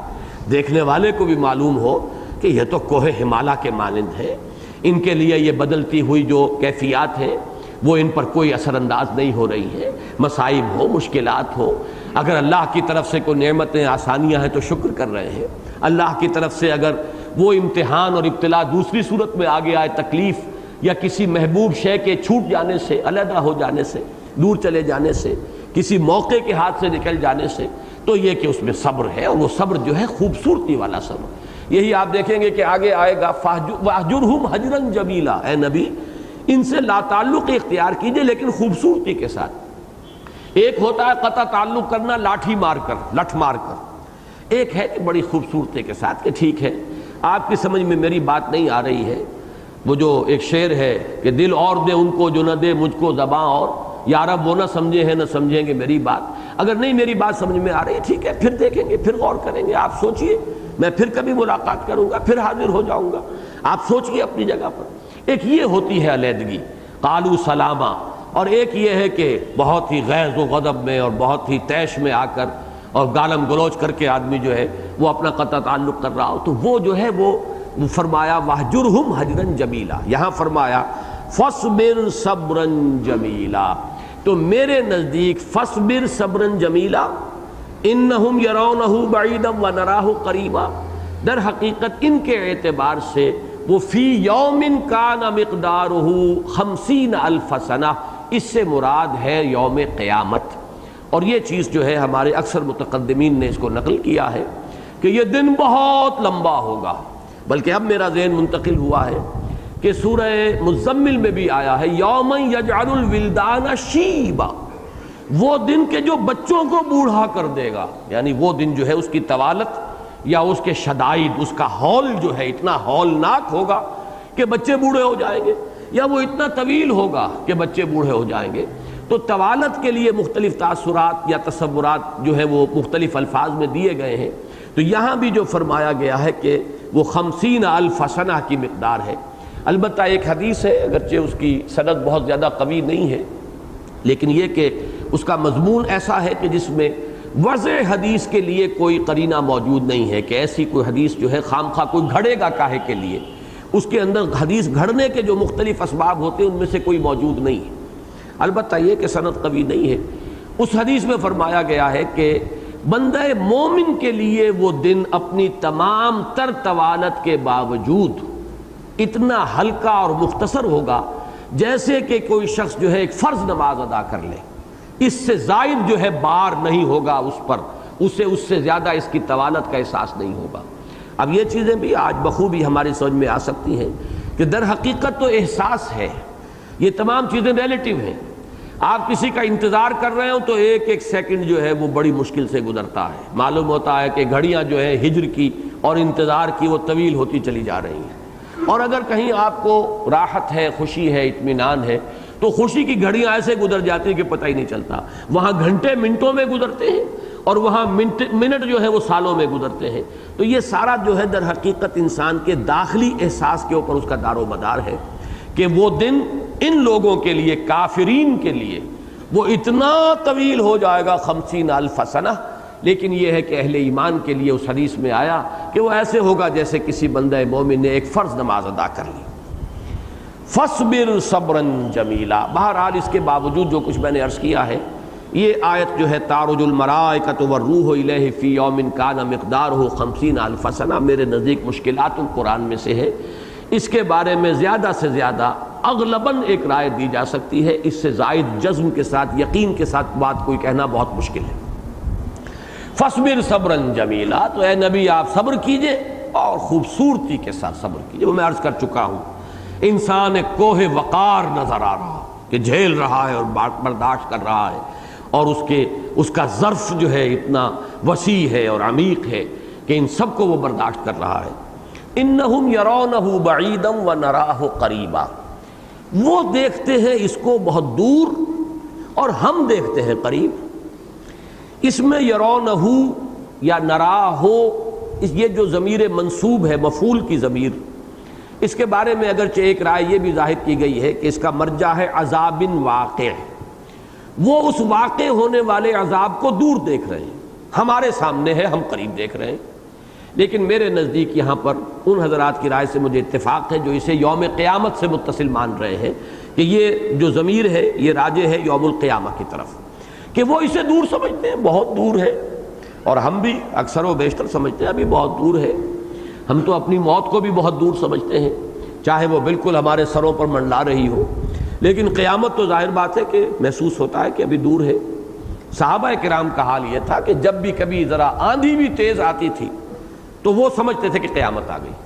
یہ در حقیقت ان کا استحضار تھا. جیسے میں نے ابھی عرض کیا نا، ہر چیز انسان کے اپنے احساس پر جو ہے اس کا دار و مدار ہے. قیامت کا تصور اس درجے مستحضر تھا، اتنا ان کی نگاہوں کے سامنے ہر وقت رہتا تھا کہ ذرا تیز آندھی چلی اور وہ سمجھتے تھے کہ شاید قیامت آ گئی. تو یہ جو کیفیت ہے یہ ان کے اپنے ایک داخلی احساس اور استحضار کا مظہر تھی یہ بات. انہم یرونہ بعیدا ونراہ قریبا، وہ دیکھتے ہیں اس کو دور، ہم دیکھ رہے ہیں اس کو بالکل قریب. اس کے حوالے سے اصل میں جو فلسفہ اضافیت ہے، ریلیٹیوٹی، آئنسٹائن نے جس کو ایک بہت بڑے اور اہم فلسفے کی حیثیت سے مدون کیا ہے، جس سے کہ فزکس کی دنیا میں تو انقلاب آ گیا ہے. واقعہ یہ ہے کہ وہ ایک ایرا تھا جو ختم ہوا جسے نیوٹونین ایرا کہا جاتا ہے، اور یہ آئنسٹائن کا ایک بالکل نیا ایرا ہے فزکس کی دنیا میں کہ جو شروع ہوا ہے. یہ کہ ہر شے اعتباری ہے، ہر شے اضافی ہے، کوئی ایبسولیوٹ ویلیو جو ہے کم سے کم ہمارے تصور میں نہیں آ سکتی. یہ اللہ تعالیٰ کی شان ہے، اس کی ایگزسٹنس بھی ایبسولیوٹ ہے، وجود مطلق، اس کا علم مطلق. لیکن ہمارا تصور تو بڑا محدود ہے. ہمارے ذہنوں میں تو ایک ریلیٹیو کانسیپٹس آتے ہیں کسی چیز کے حوالے سے. گرم ہے، سرد ہے، اس سرد میں سے ذرا یعنی زیادہ گرم میں سے آپ ہاتھ ڈالیے کم گرم میں تو آپ کو ٹھنڈا معلوم ہوگا. اسی میں اگر ٹھنڈے پانی میں سے ہاتھ نکال کر اس میں ڈالیں گے وہ گرم معلوم ہوگا. ایک ہی پانی ہے جس کو فرض کیجئے ایک شخص نے تو گرم پانی میں ہاتھ ڈالا تھا پہلے اور پھر اس میں ڈالا ہے، اور ایک وہ ہے جس کا ہاتھ پہلے ٹھنڈے پانی میں تھا اب اس میں آیا، وہ کہے گا یہ گرم ہے، وہ یہ کہے گا ٹھنڈا ہے. تو گویا کہ ایک ہی شے کے بارے میں دو رائے آ رہی ہیں، اعتباری ہے. اس کا مجھے ایک، جیسا کہ میں نے کئی مرتبہ اپنا تجربہ عرض کیا ہے، یہ مشاہدات ہوتے ہیں کہ جن سے بہت سی چیزیں انسان پر کھلتی ہیں اور وہ پھر یاد رہتی ہیں وہ باتیں. پہلا جب میں نے ہوائی سفر کیا ہے لاہور سے کراچی کا، نائٹ کوچ، اور 90 روپے کل کرایہ ہوتا تھا اس نائٹ کوچ کا. فوکر فرینڈشپ جو چھوٹا جہاز ہے وہ جاتا تھا تقریباً 3-3.5 گھنٹے میں پہنچتا تھا کراچی. اور اس کی آپ کو معلوم ہے کہ اس کی جو پرواز ہے وہ نیچی ہوتی ہے. رات کے وقت میں حساب کرتا جا رہا تھا، اس لیے کہ کچھ نہ کچھ جغرافیہ اور اس کا مجھے اندازہ ہے کہ اب اتنا وقت گزر گیا ہے، اب یہ ساہیوال کی روشنیاں نظر آ رہی ہیں، یہ اوکاڑے کی نظر آ رہی ہیں. ایک دم میں چونک گیا جب مجھے اندازہ یہ ہوا تھا کہ اب بھاولپور کے آس پاس، لودھرا، بھاولپور اور سماسٹا کے تینوں شہروں کی روشنیاں بیک وقت نظر آ رہی تھی. میرا ذہن منتقل ہوا، اس سے پہلے تو ٹرین سے سفر کرتے تھے، اب ٹرین تو چلتی ہے اپنے آرام سے ٹھمک ٹھمک کرتی ہوئی. تو اب جب آپ پہنچتے ہیں لودھرا تو آپ کو معلوم ہوتا کہ ابھی بھاولپور آدھے گھنٹے بعد آئے گا، ابھی بھاولپور اتنی دور ہے. پھر آپ بھاولپور پہنچتے ہیں تو آپ کو معلوم ہے لودھرا اتنا پیچھے رہ گیا، اور آگے سماسٹا اتنی دیر میں آئے گا، ابھی اور آدھے گھنٹے کے بعد آئے گا. تو ہمارا جو مشاہدہ ہے ٹرین میں سفر کرنے کی وجہ سے، اور اگر کوئی چھکڑے میں سفر کر رہا ہو تو وہ تو کہے گا کہ ابھی جو ہے ایک دن کی مسافت پر ہے لودھرا سے بھاولپور، اور بھاولپور سے پھر ایک دن مزید کی مسافت کے اوپر آئے گا سماسٹا. وہ ہمارے تصورات تھے کہ جو اس حوالے سے بنے ہوئے تھے میرے ذہن میں. تو میں چونکا کہ یہ تو بیک وقت میں دیکھ رہا ہوں. آنے واحد میں میری نگاہوں کے سامنے بھاولپور بھی ہے، سماسٹا بھی ہے، لودھرا بھی ہے. اس وقت جو ہے وہ ذہن منتقل ہوا ان آیات کی طرف، انہم یرونہ بعیدا ونراہ قریبا. اللہ کے لیے کوئی نہ ماضی ہے نہ مستقبل ہے، اللہ کے لیے صرف حال ہے. آنے واحد میں ہر شے موجود ہے، ما کانا بھی وما یکون بھی. جو کچھ ہو چکا ہمارے لیے وہ ماضی ہے، اللہ کے لیے کوئی ماضی نہیں. جو کچھ ہوگا وہ ہمارے لیے مستقبل یا مستقبل ہے، لیکن یہ کہ اللہ کے لیے کوئی مستقبل نہیں. اللہ کے لیے تو ایک ہی زمان ہے. یہ اسی کو فلسفے میں پیور ڈیوریشن کہا جاتا ہے، پیور زمان مطلق، پیور ڈیوریشن. اور اس کے اندر کوئی مرور کا تصور نہیں ہے، گزرنے کا تصور نہیں ہے، ماضی، حال اور مستقبل کی تقسیم نہیں ہے. یہ تقسیمیں ہیں ہمارے اعتبار سے کہ یہ ماضی ہو گیا، اب یہ حال ہے، وہ آگے آنے والی شے مستقبل ہے. تو یہ چیز جو ہے اس کو ذہن میں رکھیے. اس آیہ مبارکہ کی طرف ذہن منتقل ہوا تھا میں اس مشاہدے کے نتیجے میں، اور یہ کہ پھر ہر شے جو ہے ہمارے جو تصورات بنے ہیں ہمارے مشاہدات کی بنیاد پر، ان میں ایک اضافیت جو ہے وہ اس کا ایک جزو لازم ہے، جبکہ اللہ تعالیٰ ہر ریلیٹیوٹی سے اور ہر اضافیت سے ما وراء الورا ثم وراء الورا، اس کے لیے کوئی اس طرح کی نسبت جو ہے وہ نہیں۔ انہم یرونہ بعیدا ونراہ قریبا۔ اب یہ کون سا ہے؟ اب دیکھیے ثابت ہو رہا ہے کہ در حقیقت ذکر ہو رہا ہے قیامت کا۔ میں احتمالات آپ کو بتا رہا ہوں، لیکن میری رائے جو ہے وہ یہ ہے کہ اس سے مراد یوم قیامت، یوم کان مقدارہ 50,000 سنہ یوم القیامہ۔ انہم یرونہ بعیدا ونراہ قریبا، یہ بھی یوم القیامہ۔ اب اس یوم القیامہ کا نقشہ کھینچ دیا گیا، تصویر حال۔ یوم تکون السماء کالمہل وتکون الجبال کالعہن ولا یسأل حمیم حمیما۔ وہ دن کہ جس دن آسمان ہو جائے گا جیسے تیل کی تلچھٹ۔ اب یہ تین معنی ہیں جو لیے گئے، اب یہ لغت کا مسئلہ ہے اصل میں، اور لغت ظاہر بات ہے کہ ہم اس میں کیا اپنی عقل لڑائیں گے، یہ تو وہی شے ہے جو منقول ہے، وہ ہم نقل کر سکتے ہیں۔ کہ ایک تو اس کا مفہوم لیا گیا تیل کی تلچھٹ، جب تیل کو صاف کرتے ہیں، گرم کرتے ہیں، صاف تیل آپ نتھار لیتے ہیں، نیچے تلچھٹ رہ جاتی ہے گدلا سا، وہ جو ایک بچت ہے وہ ہے تلچھٹ تیل کی۔ ایک یہ کہ اس سے مراد ہے پگھلا ہوا تانبا، ایک یہ ترجمہ کہ اس سے مراد ہے پگھلی ہوئی چاندی یا کوئی بھی دھات جو پگھلی ہوئی ہو۔ یہ مختلف ترجمے ہیں کہ جو کیے گئے۔ ان سب میں جو قدر مشترک ہے وہ یہ ہے کہ ایک گویا کہ ایک سرخی مانند رنگت جو ہے وہ اس آسمان کی ہو جائے گی، جیسے تیل کی تلچھٹ کے اندر بھی وہ سرخی کچھ آویزش ہوتی ہے، اور اس سرخی کا ذکر قرآن مجید میں آیا ہے سورہ رحمان میں۔ وانشقت السماء فکانت وردۃ کالدہان،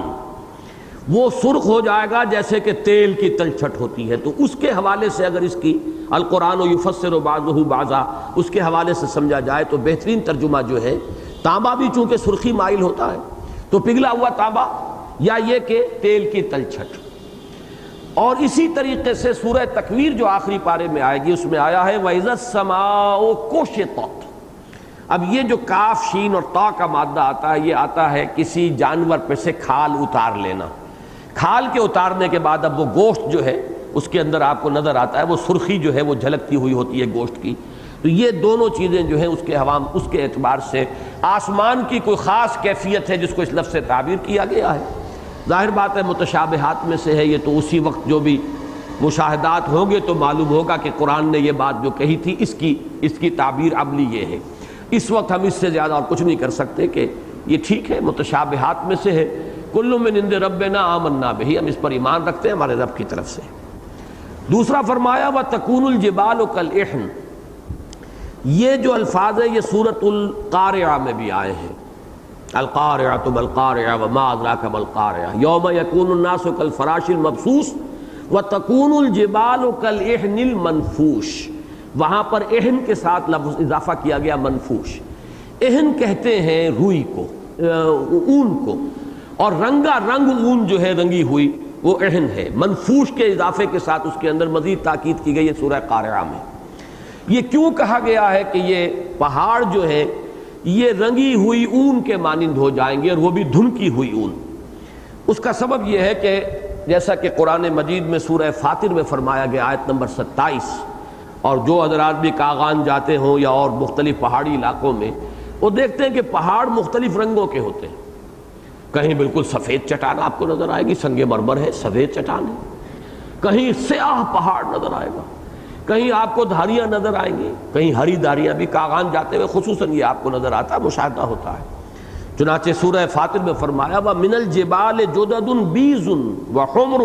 مُخْتَلِفٌ أَلْوَانُهَا وَغَرَابِيبُ سُودٌ۔ پہاڑوں میں اللہ تعالیٰ نے ایسی گھاٹیاں اور دھاریاں بنا دی ہیں کہ کہیں سفید نظر آ رہی ہے اور کہیں پر وہ سرخ ہے، مختلف سرخ کے بھی مختلف شیڈز، کہیں تیز سرخ ہے، کہیں ہلکا، کہیں عنابی ہے اور کہیں گلابی ہے، اور کہیں کالے بھجنگ پہاڑ جو ہیں وہ نظر آتے ہیں۔ اب ظاہر بات ہے کہ جب یہ دھنکی ہوئی اون کے مانند ہوں گے تو وہ رنگا رنگ اون نظر آئے گی۔ جب یہ ریت کے تودے بنیں گے اور جب کہ یہ ہوا میں ریت اڑ رہی ہوگی تو اس کا جو نقشہ ہوگا وہ وہی ہوگا کہ جیسے اون دھنکی جا رہی ہو اور مختلف رنگوں کی اون ہو تو جو اس کا سسپینشن ہو جائے گا فضا کے اندر، اسی طریقے سے یہ پہاڑ جب ہے حبام منصورہ ہو جائیں گے تو ان کی کیفیت وہی ہوگی وَتَكُونُ الْجِبَالُ كَالْعِهْنِ۔ اصل شے جو ہے یہ تو ہے نا، قرآن مجید میں قیامت کی نقشہ کشی اور تصویر حالت جو ہے مختلف الفاظ میں کی گئی ہے۔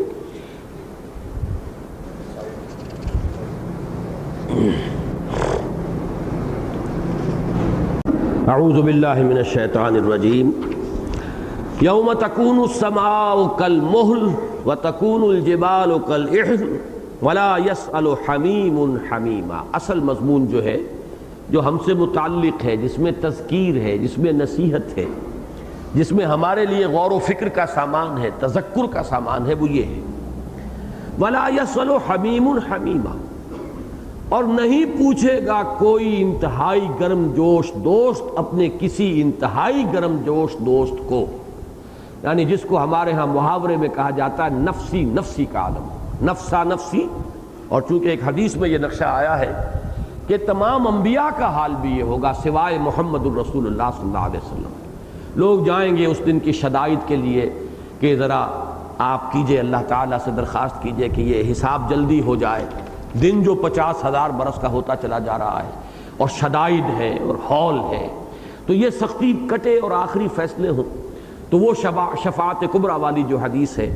کہ جس رسول اور نبی کے پاس بھی جائیں گے وہ کہیں گے نفسی نفسی، مجھے تو اپنی پڑی ہوئی ہے، جاؤ محمد کے پاس جاؤ صلی اللہ علیہ وسلم۔ وہ اس وقت کوئی شفاعت کا جو ہے انہیں وہ مقام حاصل ہے، وہ ہے شفاعت کبریٰ، جس کو اب لوگوں نے آگے پھیلا لیا ہے بہت، کہ حضور پھر دعا کریں گے اور استدعا کریں گے پروردگار اب یہ حساب کتاب جلدی ہو جائے، اور اللہ تعالیٰ ان کی اس سفارش کو، یہ وہ شفاعت ہے جو قبول ہوگی۔ وہ آگے تصورات جو ہیں شفاعت کے، وہ ہمارے من گھڑت قسم کے تصورات ہیں، یہ ہے اصل میں وہ شفاعت جس کا کہ حدیث میں ذکر ہے۔ بہرحال اس وقت جو نفسی نفسی کا عالم ہوگا اس کا نقشہ کھینچا گیا ہے، اور یہ مضمون اتنا اہم ہے کہ جیسا کہ میں نے آج بھی عرض کیا، پہلے بار عرض کیا ہے، اہم مضامین قرآن مجید میں 2 مقامات پر ضرور آتے ہیں۔ جو نقشہ یہاں کھینچا گیا ہے وہی سورہ عبس کے اندر آپ کو آخری پارے میں ملے گا۔ یہاں فرمایا یبصرونہم، وہ دکھا دیے جائیں گے ان کو، یہ حسرت کے لیے، یہ ہے میرا وہ بیٹا آج مجھے نہیں پوچھ رہا، جس کے لیے میں نے حلال حرام کیا، جس کے لیے میں نے اپنے آپ کو کھپا دیا، یہ ہے میری وہ بیوی، یہ ہے وہ میرا بڑا جانثار، جانثاری کا دم بھرتا تھا اور اپنی جان نچھاور کرنے کے لیے تیار رہتا تھا دنیا میں، اور آج کوئی پوچھنے کو تیار نہیں، کوئی کسی کی مزاج پرسی تک نہیں کر سکتا، ہر ایک کو پڑی ہوئی ہے اپنی۔ فرمایا یبصرونہم، تاکہ حسرت میں اضافہ ہو جائے، جیسے قرآن مجید میں جو فرمایا گیا کہ یہ ان کا ایندھن بنیں گے جہنم کا انسان اور پتھر، اور پتھروں کے بارے میں ایک رائے یہ ہے، بہت قوی رائے ہے، کہ وہ بت ہوں گے جو ان کے ساتھ جھونک دیے جائیں گے، تاکہ ان کی حسرت میں اضافہ ہوتا رہے کہ ان کو ہم پوچھتے رہے، اور ان کو ہم نے ڈنڈوت کی، ان کے سامنے ہم نے سجدے کیے، آج ہمارے ساتھ یہ بھی اسی جہنم کی آگ کا ایندھن بن گئے۔ اسی طریقے سے وہ دکھا دیے جائیں گے، یہ ہے تمہارے عزیز رشتہ دار،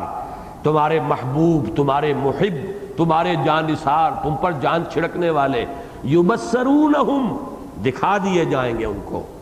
یود المجرم لو یفتدی من عذاب یومئذ ببنیہ، مجرم یہ چاہے گا اس دن کہ کسی طرح فدیے میں اس سے لے لیا جائے عذاب سے بچاؤ کے لیے اس کے بیٹے کو، بنی اولاد، بیٹے، وصاحبتہ واخیہ، اور اس کی بیوی کو لے لیا جائے فدیے میں، اسے چھوڑ دیا جائے، اور اس کے بھائی کو لے لیا جائے فدیے میں، وفصیلتہ التی تؤویہ، اور اس کا وہ کنبہ اور خاندان جو اس کے لیے جائے پناہ تھا، جو پناہ دیتا تھا۔ دنیا میں خاندان ہی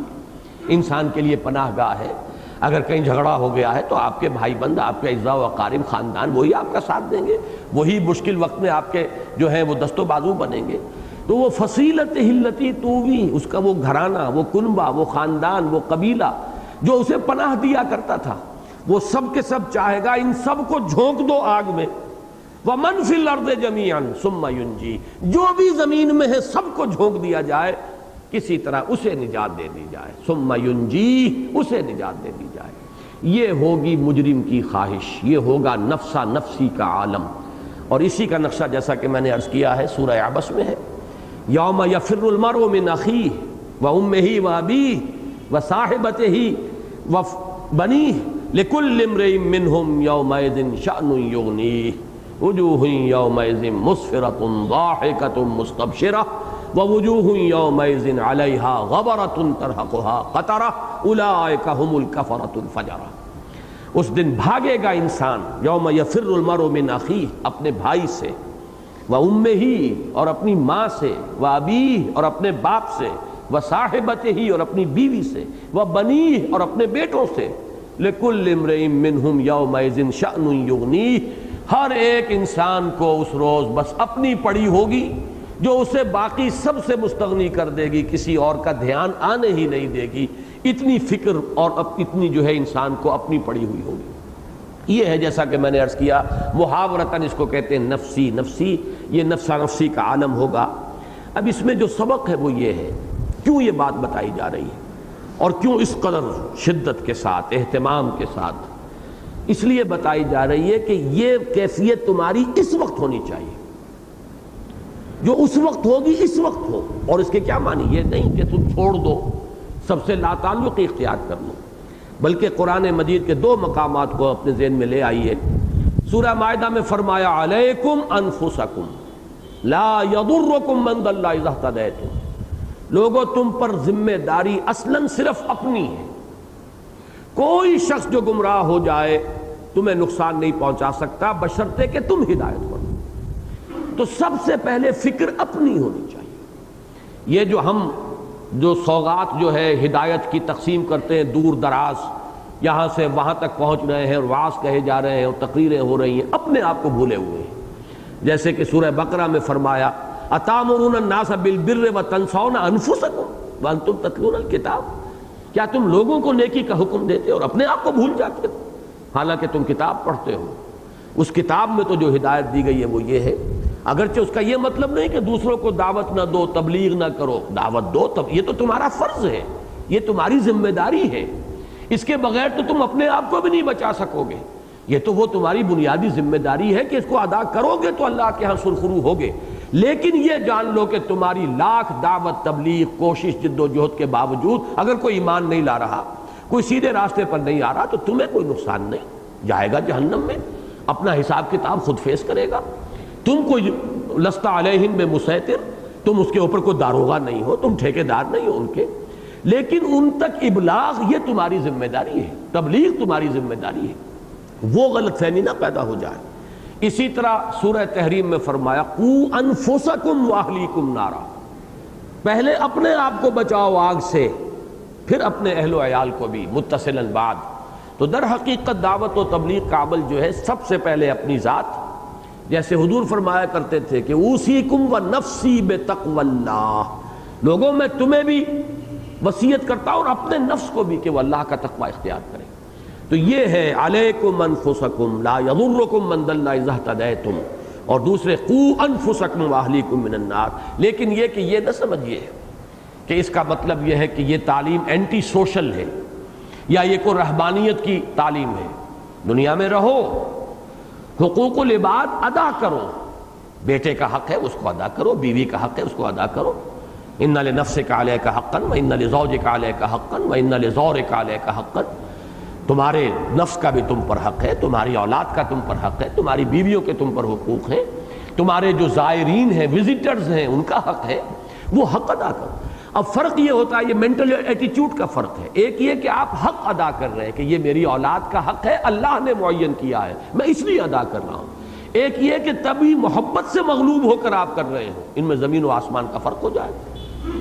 ایک یہ کہ بیوی کا آپ حق ادا کر رہے ہیں یہ اللہ کی طرف سے عائد شدہ ذمہ داری سمجھ کر، ایک یہ ہے کہ اس کی طبعی محبت کے اندر گرفتار ہو کر، ان دونوں میں زمین و آسمان کا فرق ہو جائے۔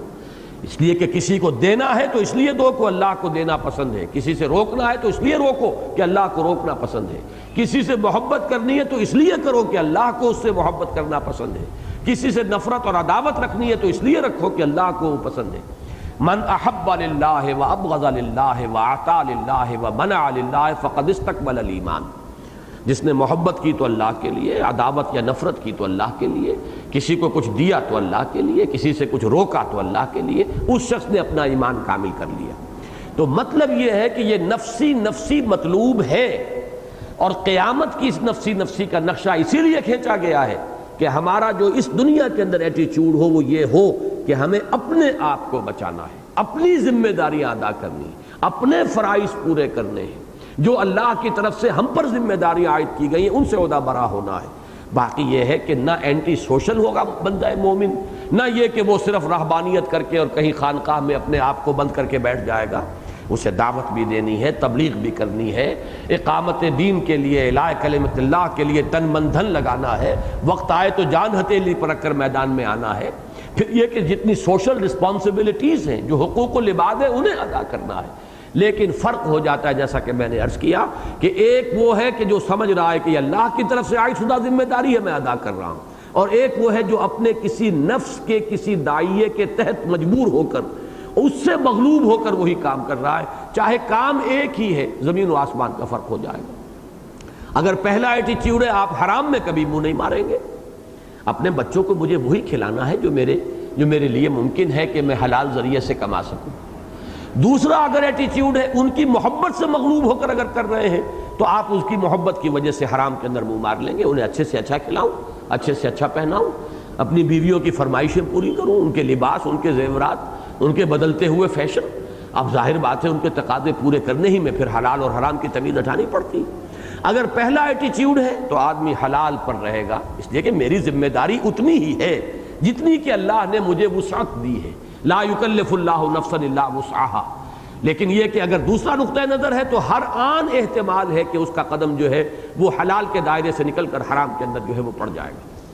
تو یہ ہے وہ نفسی نفسی جس کا نقشہ کھینچا گیا ہے۔ یود المجرم لو یفتدی من عذاب یومئذ ببنیہ وصاحبتہ واخیہ وفصیلتہ التی تؤویہ ومن فی الارض جمیعا ثم ینجیہ۔ کلا، یہ کلا کا لفظ جو آتا ہے یہ نفی اور تردید کے لیے، ہرگز نہیں، تم پوری نوع انسانی کو فدیے میں دینے کے لیے تیار ہو گئے ہو، اب یہاں یہ معاملہ ہونے والا نہیں ہے، ہرگز نہیں۔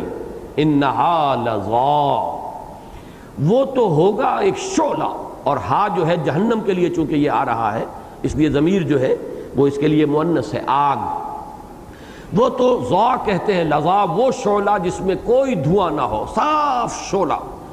وہ تو ہوگا ایک شعلہ، نزاعۃ للشوا، کھینچ لینے والا ہوگا وہ شوا کو۔ اب شوا میں پھر عرض کر دوں کہ یہ پھر وہی لغت کا مسئلہ ہے، شوا کسے کہتے ہیں؟ شوا ایک رائے یہ ہے کہ الاطراف، انسان کے جن کو ہم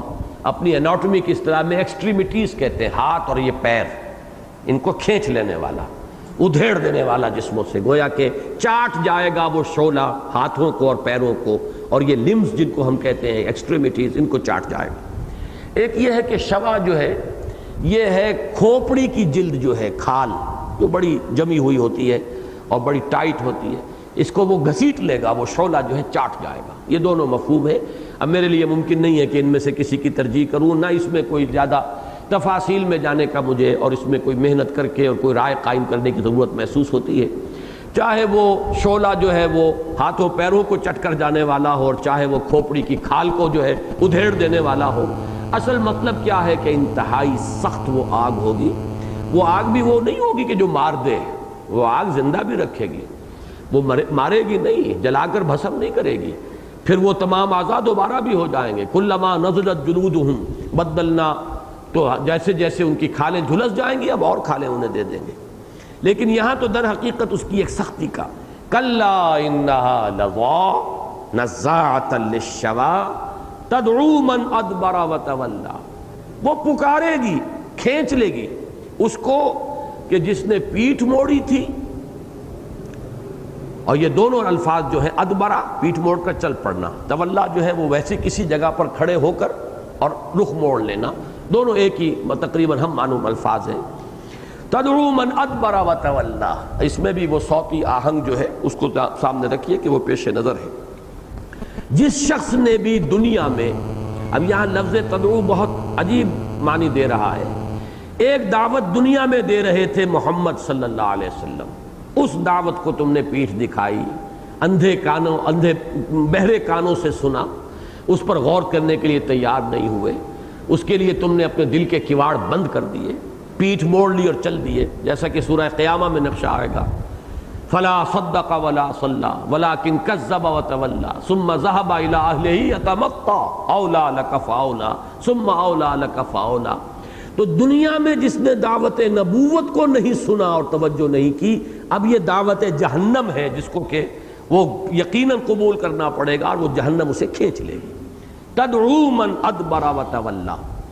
یہ ادبر وتولى تو ایک ہی شے، جیسا کہ میں نے عرض کیا، دعوت کو رد کر دینا، قبول نہ کرنا، پیٹھ موڑنا، چلتے بننا. اس کے بعد جو انسانی کردار کا دوسرا حصہ آ رہا ہے وَجَمَعَ فَأَوْعَى، یہ عمل کا معاملہ ہے. ساری محنت کی مال جمع کرنے پر،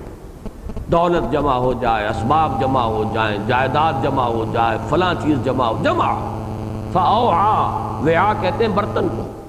تو اوعا خوب سینت کر رکھا، کھتے بھر کر جو ہے وہ اپنی اس دولت کو سنبھال کر رکھا.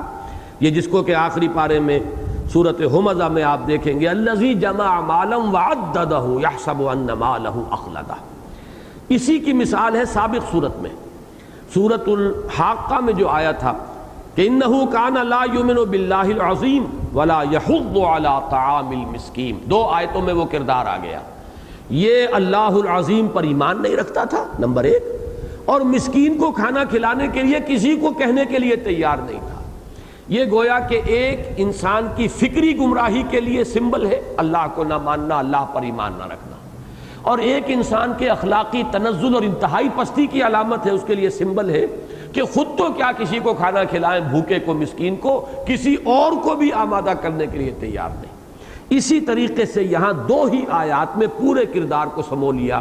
فرمایا من ادبر وتولی، ایک تو اس نے پیٹھ موڑی، چل دیا، قبول نہیں کیا، بات نہیں مانی. اور نمبر 2 وجمع فاوعى، بجائے اس کے کہ اپنے مال کو مساکین اور غرباء میں تقسیم کرتا، جو محروم ہے آگے آ جائے گا، جو کسی سبب سے پیچھے رہ گئے ہیں، جو محتاج ہیں، ان کے لیے لگاتا. قل العفو پر عمل کرتا، جو تمہاری ضرورت سے زائد ہے دے ڈالو، یہ تمہارے مال میں اللہ نے دوسروں کا حق رکھا ہوا ہے. اس نے اس کو جمع کیا اپنے پاس اور خوب اس کو حفاظت کے ساتھ سیت کر رکھا. تو گویا کہ یہ پورا کردار اس میں آ گیا 2 آیتوں میں. تدعو من ادبر وتولى وجمع فاوعى ان الانسان خلق هلوعا. یقیناً انسان پیدا کیا گیا ہے بڑا تھڑ دلا. ہلع کہتے ہیں اصل میں جزا فضا میں انتہائی انسان جزا فضا کر رہا ہے، نالا اور شیون، یہ آگے بھی آ جائے گا جزوعا. لیکن اس جزا فضا کے اندر جب انتہائی انسان جو ہے وہ یعنی کم ہمتی کا اور بہت ہی کم ظرفی کا ثبوت دے رہا ہو، برداشت کا مادہ ہے ہی نہیں، وہ ہے ہلع، تھڑ دلا، کم ہمتا، جس میں کردار کی طاقت نہیں ہے، صبر و استقامت نہیں ہے. اس میں ایک بڑا اہم سوال ہے، اسے اپنے سامنے سوالیہ نشان کے ساتھ لے آئیے کہ ان الانسان خلق ہلوعا، انسان پیدا ہی کیا گیا ہے تھڑ دلا.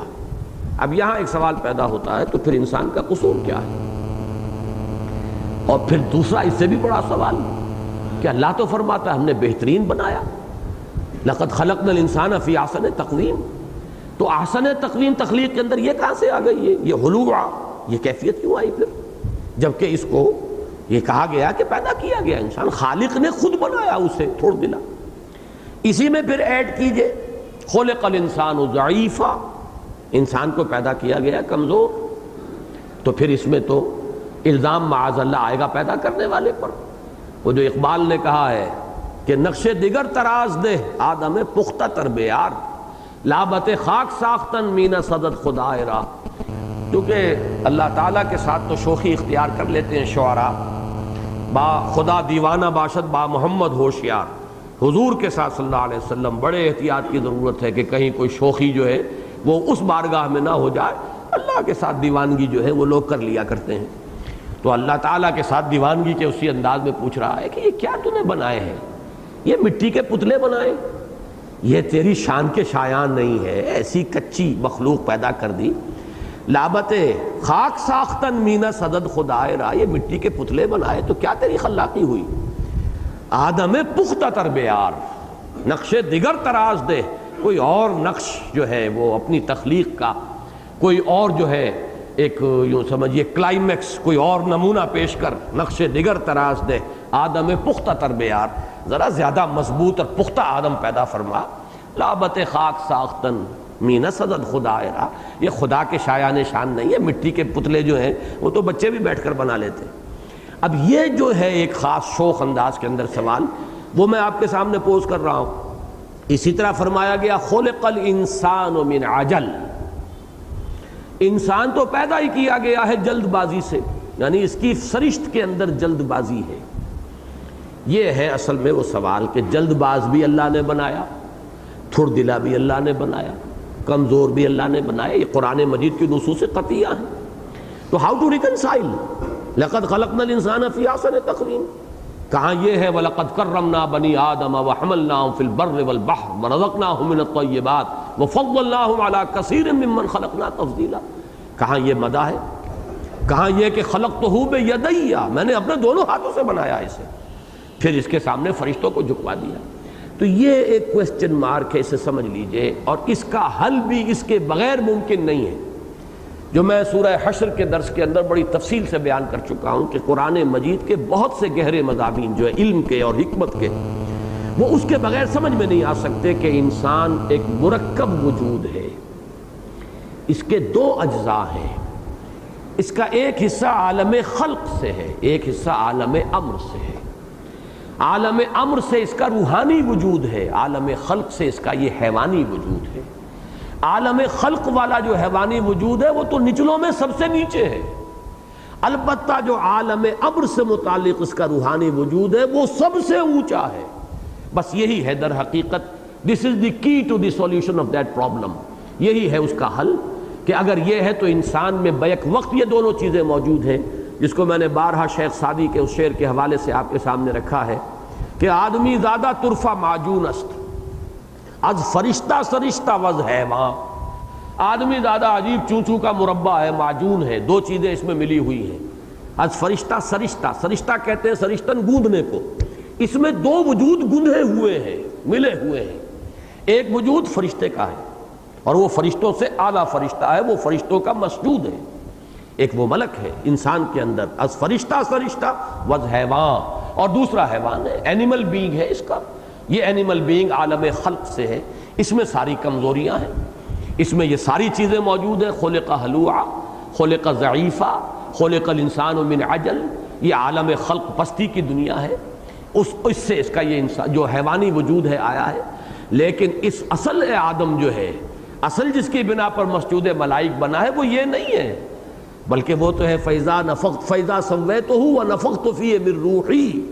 جب میں اس کی تکمیل کر لوں، نوک پلک سنوار دوں اور اس میں اپنی روح میں سے پھونک دوں، فَقَعُوا لَهُ سَاجِدِينَ، تو گر پڑنا اس کے سامنے سجدے میں. مسجود در حقیقت اس کا وہ روحانی ایلیمنٹ ہے، وہ اس کا روحانی وجود ہے، حیوانی وجود نہیں ہے. اس کے لیے دو الفاظ ہمیشہ ذہن میں رکھا کیجئے جو ہمارے ہاں غلطی سے ہم ان کو گڑمٹ کر دیتے ہیں. ہم کبھی کہہ دیتے ہیں انسان فطری طور پر کمزور واقع ہوا. یہ لفظ فطرت ہم نے غلط استعمال کیا ہے. انسان کی فطرت بلند ہے، فطر کا لفظ آئے گا اس کے لیے. البتہ انسان خلقی اعتبار سے، خلقت یا اس کو کہیں گے جبلت. جبلت جو ہے انسٹنکٹس، وہ حیوان کے لیے لفظ آتا ہے. دی اینیمل انسٹنکٹس، حیوانی جبلت ہے. اپنی جبلت کے اعتبار سے، اپنی طبعیت کے اعتبار سے، طبعیت فزیکل کے لیے ہم بولتے ہیں، فزکس طبعیات ہے، تو ہمارا جو فزیکل ایگزسٹنس ہے اس کو ہم کہیں گے یہ ہمارا طبعی وجود ہے، حیوانی وجود ہے، جبلی وجود ہے. یہ خلقی وجود ہے ہمارا. اس خلقی وجود کے اعتبار سے، جبلی وجود کے اعتبار سے، اور اسی طریقے سے طبعی وجود کے اعتبار سے، حیوانی وجود کے اعتبار سے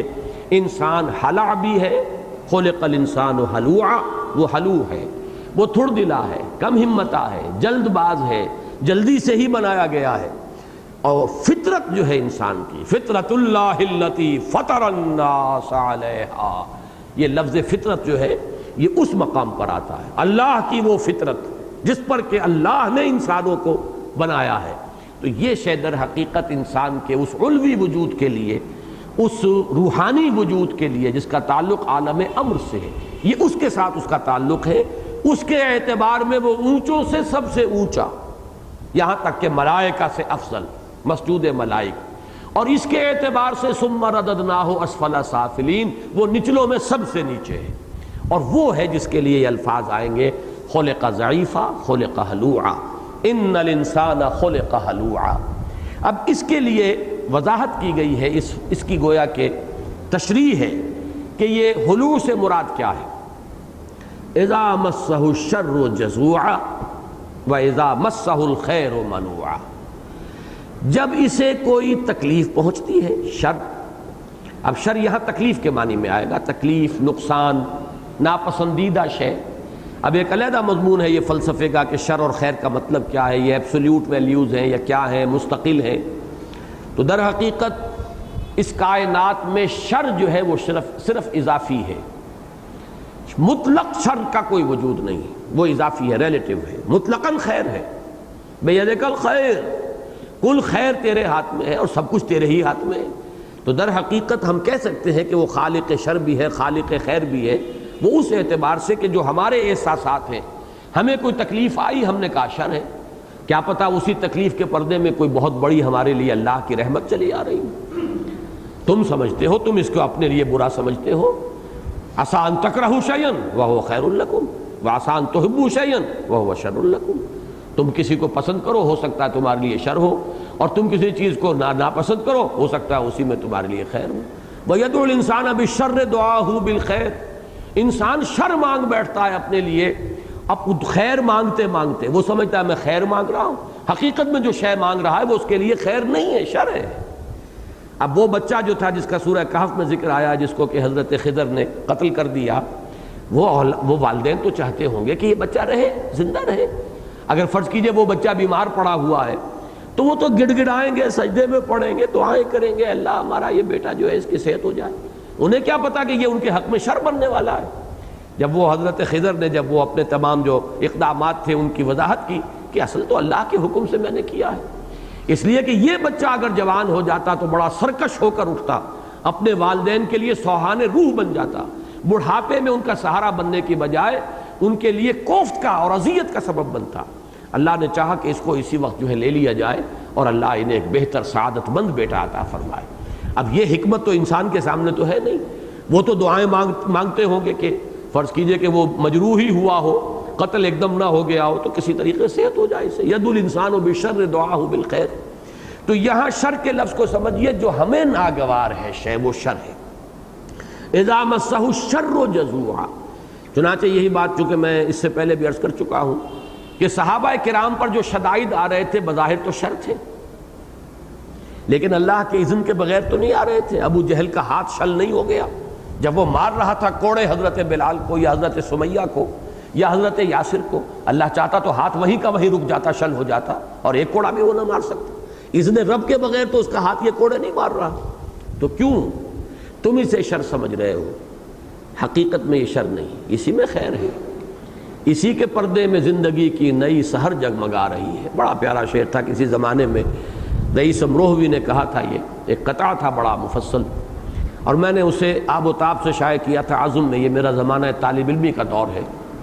اصل میں شاید اس نے اسی واقعے پر کہا ہو، کوئی تاثر اسے فوری طور پر ہوا اس وقت، وقتی طور پر۔ مولانا مودودی کو اس وقت پھانسی کی سزا سنائی گئی تھی اور وہ پھانسی کی کوٹھڑی میں تھے، اس وقت اس نے یہ قطعہ کہا تھا، وہ وقت آیا کہ ہم کو قدرت ہماری سعی و عمل کا پھل دے، بتا رہی ہے یہ ظلمت شب کہ صبح نزدیک آ رہی ہے، سیاہیوں سے حزین نہ ہونا، غموں سے اندوہگی نہ ہونا، انہی کے پردے میں زندگی کی نئی سحر جگمگا رہی ہے۔ رئیس اہل نظر سے کہہ دو کہ آزمائش سے جی نہ ہارے، جسے سمجھتے ہو آزمائش وہی تو بگڑی بنا رہی ہے۔ تو ان آزمائشوں میں تو تربیت ہے، انہی سے تزکیہ ہے، انہی سے تمہارے عزم کا مظاہرہ ہوگا، اسی سے لوگوں کے دل پگھلیں گے۔ تم آگ میں جل رہے ہوگے لیکن لوگوں کے دل پگھلیں گے اور ان کے اندر قبول حق کی صلاحیت پیدا ہو جائے گی۔ تو یہ ساری چیزیں جو ہیں جن کو تم شر سمجھتے ہو وہ شر نہیں ہے۔ میں نے در حقیقت اس میں رئیس کے لفظ کے نیچے زیر لگا دیا تھا، اس وقت جو بھی عقیدت اور محبت تھی مولانا مودودی سے، تو اس نے تو اپنا نام اصل میں اپنا جو ہے کیا کہتے ہیں اس کو، شاعر کا تخلص استعمال کیا تھا، رئیس اہل نظر سے کہہ دو۔ میں نے زیر لگا کے شائع کیا، رئیس اہل نظر سے کہہ دو کہ آزمائش سے جی نہ ہارے، جسے سمجھتے ہیں آزمائش وہی تو بگڑی بنا رہی، تو وہ ہے یہ شر۔ اذا مسہ الشر جزوعا، انسان کے کم ہمتی کا اور انسان کے تھڑ دلے پن کا مظہر یہ ہے کہ جب اسے کوئی تکلیف پہنچتی ہے جو اس کو ناگوار ہے، جو اسے شر محسوس ہوتا ہے، تو جزع فضا نالا شیون فریاد ہائے اور نہ معلوم کس کس طرح کے وہ جو ہے احتجاج۔ وَإِذَا مَسَّهُ الْخَيْرُ مَنُوعًا، اور جب کوئی خیر پہنچ جائے، خیر مل جائے، اور خیر عام طور پر قرآن مجید میں دولت کے لیے بھی آتا ہے، إِنَّهُ لِحُبِّ الْخَيْرِ لَشَدِيدٌ، انسان دولت اور خیر، اس لیے کہ دنیا میں ہمارا تصور خیر کا یہی ہے، بھلا اسی کو کہتے ہیں کہ دولت مل گئی۔ اگر کوئی دولت مل جائے منوعا، منوعا کہتے ہیں روکنا، روک روک کر رکھنا کہ کوئی چیز دوسرے کو نہ پہنچ جائے، بلکہ وہی جمع فاوعا، اس نے مال جمع کیا اور کھتے بھر لیے اور ان کو وہ سیت سیت کر رکھ رہا ہے، بجائے اس کے کہ اس سے فیض پہنچے دوسروں کو، بجائے اس کے کہ اس دولت سے جو اس کے پاس اضافی ہے، ضرورت سے زائد ہے، اس کا فیضان عام ہو جائے، لوگوں کو اس کا خیر پہنچے۔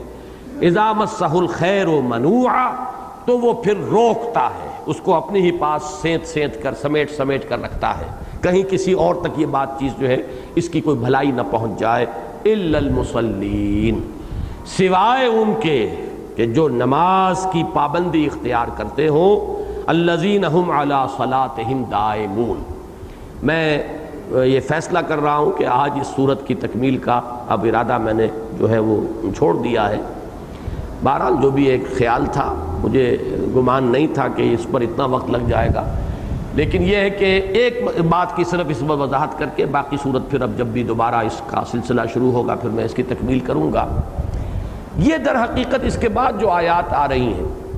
یہ ہمارے منتخب نصاب کا ایک اہم سبق ہے، اس کے تیسرے حصے کا پہلا سبق۔ ہم نے جو مطالعہ قرآن حکیم کا منتخب نصاب مرتب کیا ہے اس قرآن کے فکر کو پہنچانے کے لیے، عام کرنے کے لیے، قرآن کی دعوت کے ابلاغ و تبلیغ کے لیے، اس میں پہلے حصے میں جامع اسباق ہے، دوسرے میں ایمانیات کی بحثیں ہیں، تیسرے میں عمل کی بحث، اور عمل میں ہم نے پہلا عنوان اختیار کیا ہے تعمیر سیرت کے لیے جو پروگرام قرآن دیتا ہے اس کے اساسات کیا ہیں۔ اب یہ جو تعمیر سیرت ہے اس کو سمجھ لیجئے، اس لیے کہ یہ جو آیتیں ابھی ہم نے پڑھی ہیں، ان الانسان خلق ہلوعا اذا مسہ الشر جزوعا واذا مسہ الخیر منوعا، یہ تین آیتیں ثابت کر رہی ہیں کہ انسان خلقی اعتبار سے بڑا خام ہے، کچا ہے، اس کو پختہ کرنے کی ضرورت ہے، جس کو علامہ اقبال نے کہا نا کہ خام ہے جب تک تو ہے مٹی کا ایک انبار تو، پختہ ہو جائے تو ہے شمشیر بے زنہار تو پختگی کے لیے کوئی پروگرام چاہیے، کوئی سلوک جس کو کہتے ہیں، سلوک کہتے ہیں چلنے کو، کوئی ایسا پروگرام ہو، تعمیر سیرت کہیے، یا میں علامہ اقبال کی اصطلاح اب یہاں استعمال کر رہا ہوں تعمیر خودی، تعمیر ذات، اپنی شخصیت، اپنی خودی کی تعمیر، اس کچے مسے خام سے ایک پختہ انسان بنانا۔ یعنی یوں سمجھیے، اس شعر کو دوبارہ پڑھ رہا ہوں کہ گویا کہ انسان یہ طے کر لے کہ میں اپنی خلقی اعتبار سے تو یہ کمزوریاں ہیں جو میرے اندر ہیں، لیکن مجھے اللہ نے ایک پروگرام دیا ہوا ہے جس سے کہ میں اپنی تمام کمزوریوں پر قابو پا کر اور ایک پختہ سیرت اور پختہ کردار جو ہے میں اس کو حاصل کر سکتا ہوں۔ اس کے لیے جو پروگرام ہے وہ یہ آیات ہے، اور قرآن مجید میں اتنی مشابہ آیات شاید کہیں اور آپ کو نہ ملے، اگرچہ چھوٹے چھوٹے ٹکڑے تو آپ کو مل جائیں گے، پوری آیتیں بھی ریپیٹ ہوئی ہیں، لیکن یہ ہے کہ ایک پورا مضمون جو ہے، ایک سلسلہ آیات،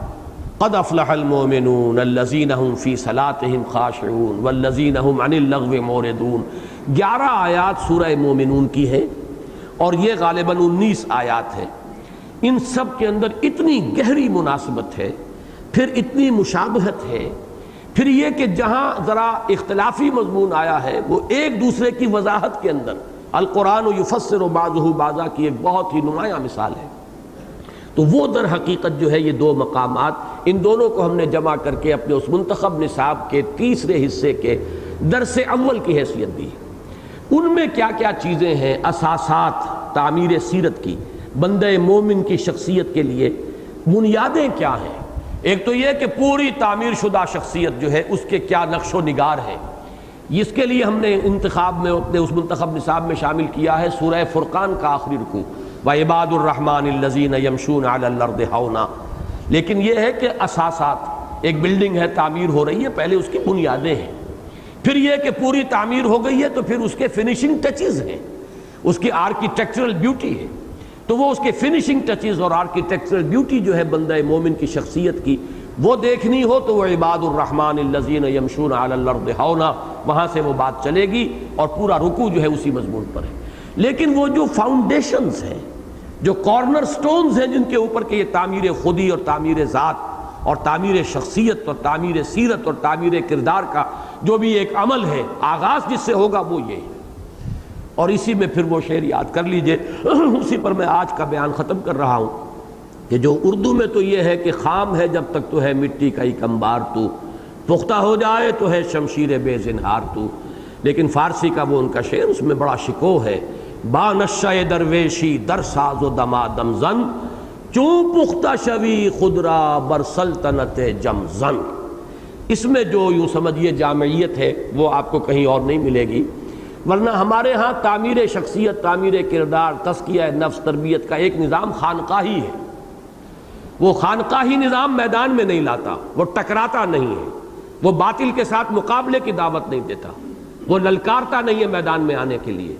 وہ در حقیقت وہ اپنی جگہ ایک مکمل نظام ہے۔ یہ نہیں کہ اس میں کوئی افادیت نہیں، افادیت ہے، اس کے اندر بھی فائدے ہیں، اس سے بھی انسان کے بہت سے جو سیئات ہیں وہ دھل جاتے ہیں، بہت سی اس کی جو خرابیاں ہیں وہ اس سے دور ہو جاتی ہیں، باطنی طور پر انسان کو درو بینی کا ایک موقع ملتا ہے، اپنے نیت کی اصلاح کے لیے ایک فکر پیدا ہو جاتی ہے۔ لیکن یہ ہے کہ وہ کردار جو اسلام چاہتا ہے وہ اس سے وجود میں نہیں آتا، کہ وہ ایک مجاہد کا کردار وجود میں آئے، وہ باطل سے پھر ٹکرائے، وہ آنکھوں میں آنکھیں ڈال کر للکارے۔ یہ کردار ہے در حقیقت جس کا پروگرام ہے جو قرآن مجید نے دیا ہے، اور اس کے لیے اساسات ہمیں قرآن سے لینی ہوگی۔ اسی لیے میں نے لفظ سلوک قرآنی بیان کیا ہے۔ اس سلوک قرآنی کے لیے جو اساسی پروگرام ہے وہ ان 19 آیات میں ہے اور 11 آیات سورہ مومنون کی ابتدائی، اور اس کے لیے یہاں پر عنوان بہترین اختیار کیا گیا کہ تمہاری خلقت میں جو کمزوری ہے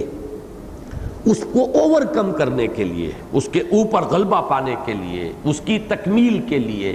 اپنی شخصیت کے ان خلاؤں کو پر کرنے کے لیے، اپنے اس کچے پن کو پختگی کے اندر تبدیل کرنے کے لیے یہ پروگرام ہے۔ صرف آیات پڑھ لیجئے، الا المصلین الذین هم علی صلاتهم دائمون والذین فی اموالهم حق معلوم للسائل والمحروم والذین یصدقون بیوم الدین والذین هم من عذاب ربهم مشفقون ان عذاب ربهم غیر مامون والذین هم لفروجهم حافظون الا علی ازواجهم او ما ملکت ایمانهم فانهم غیر ملومین فمن ابتغى وراء ذلك فاولئک هم العادون والذین هم لاماناتهم وعهدهم راعون والذین هم بشهاداتهم قائمون والذین هم علی صلاتهم یحافظون اولئک فی جنات مکرمون اللہم ربنا اجعلنا منہم اللہم ربنا اجعلنا منہم اللہم ربنا اجعلنا منہم آمین یا رب العالمین۔ بارک اللہ لی ولکم فی القرآن العظیم ونفعنی وإیاکم بالآیات والذکر الحکیم۔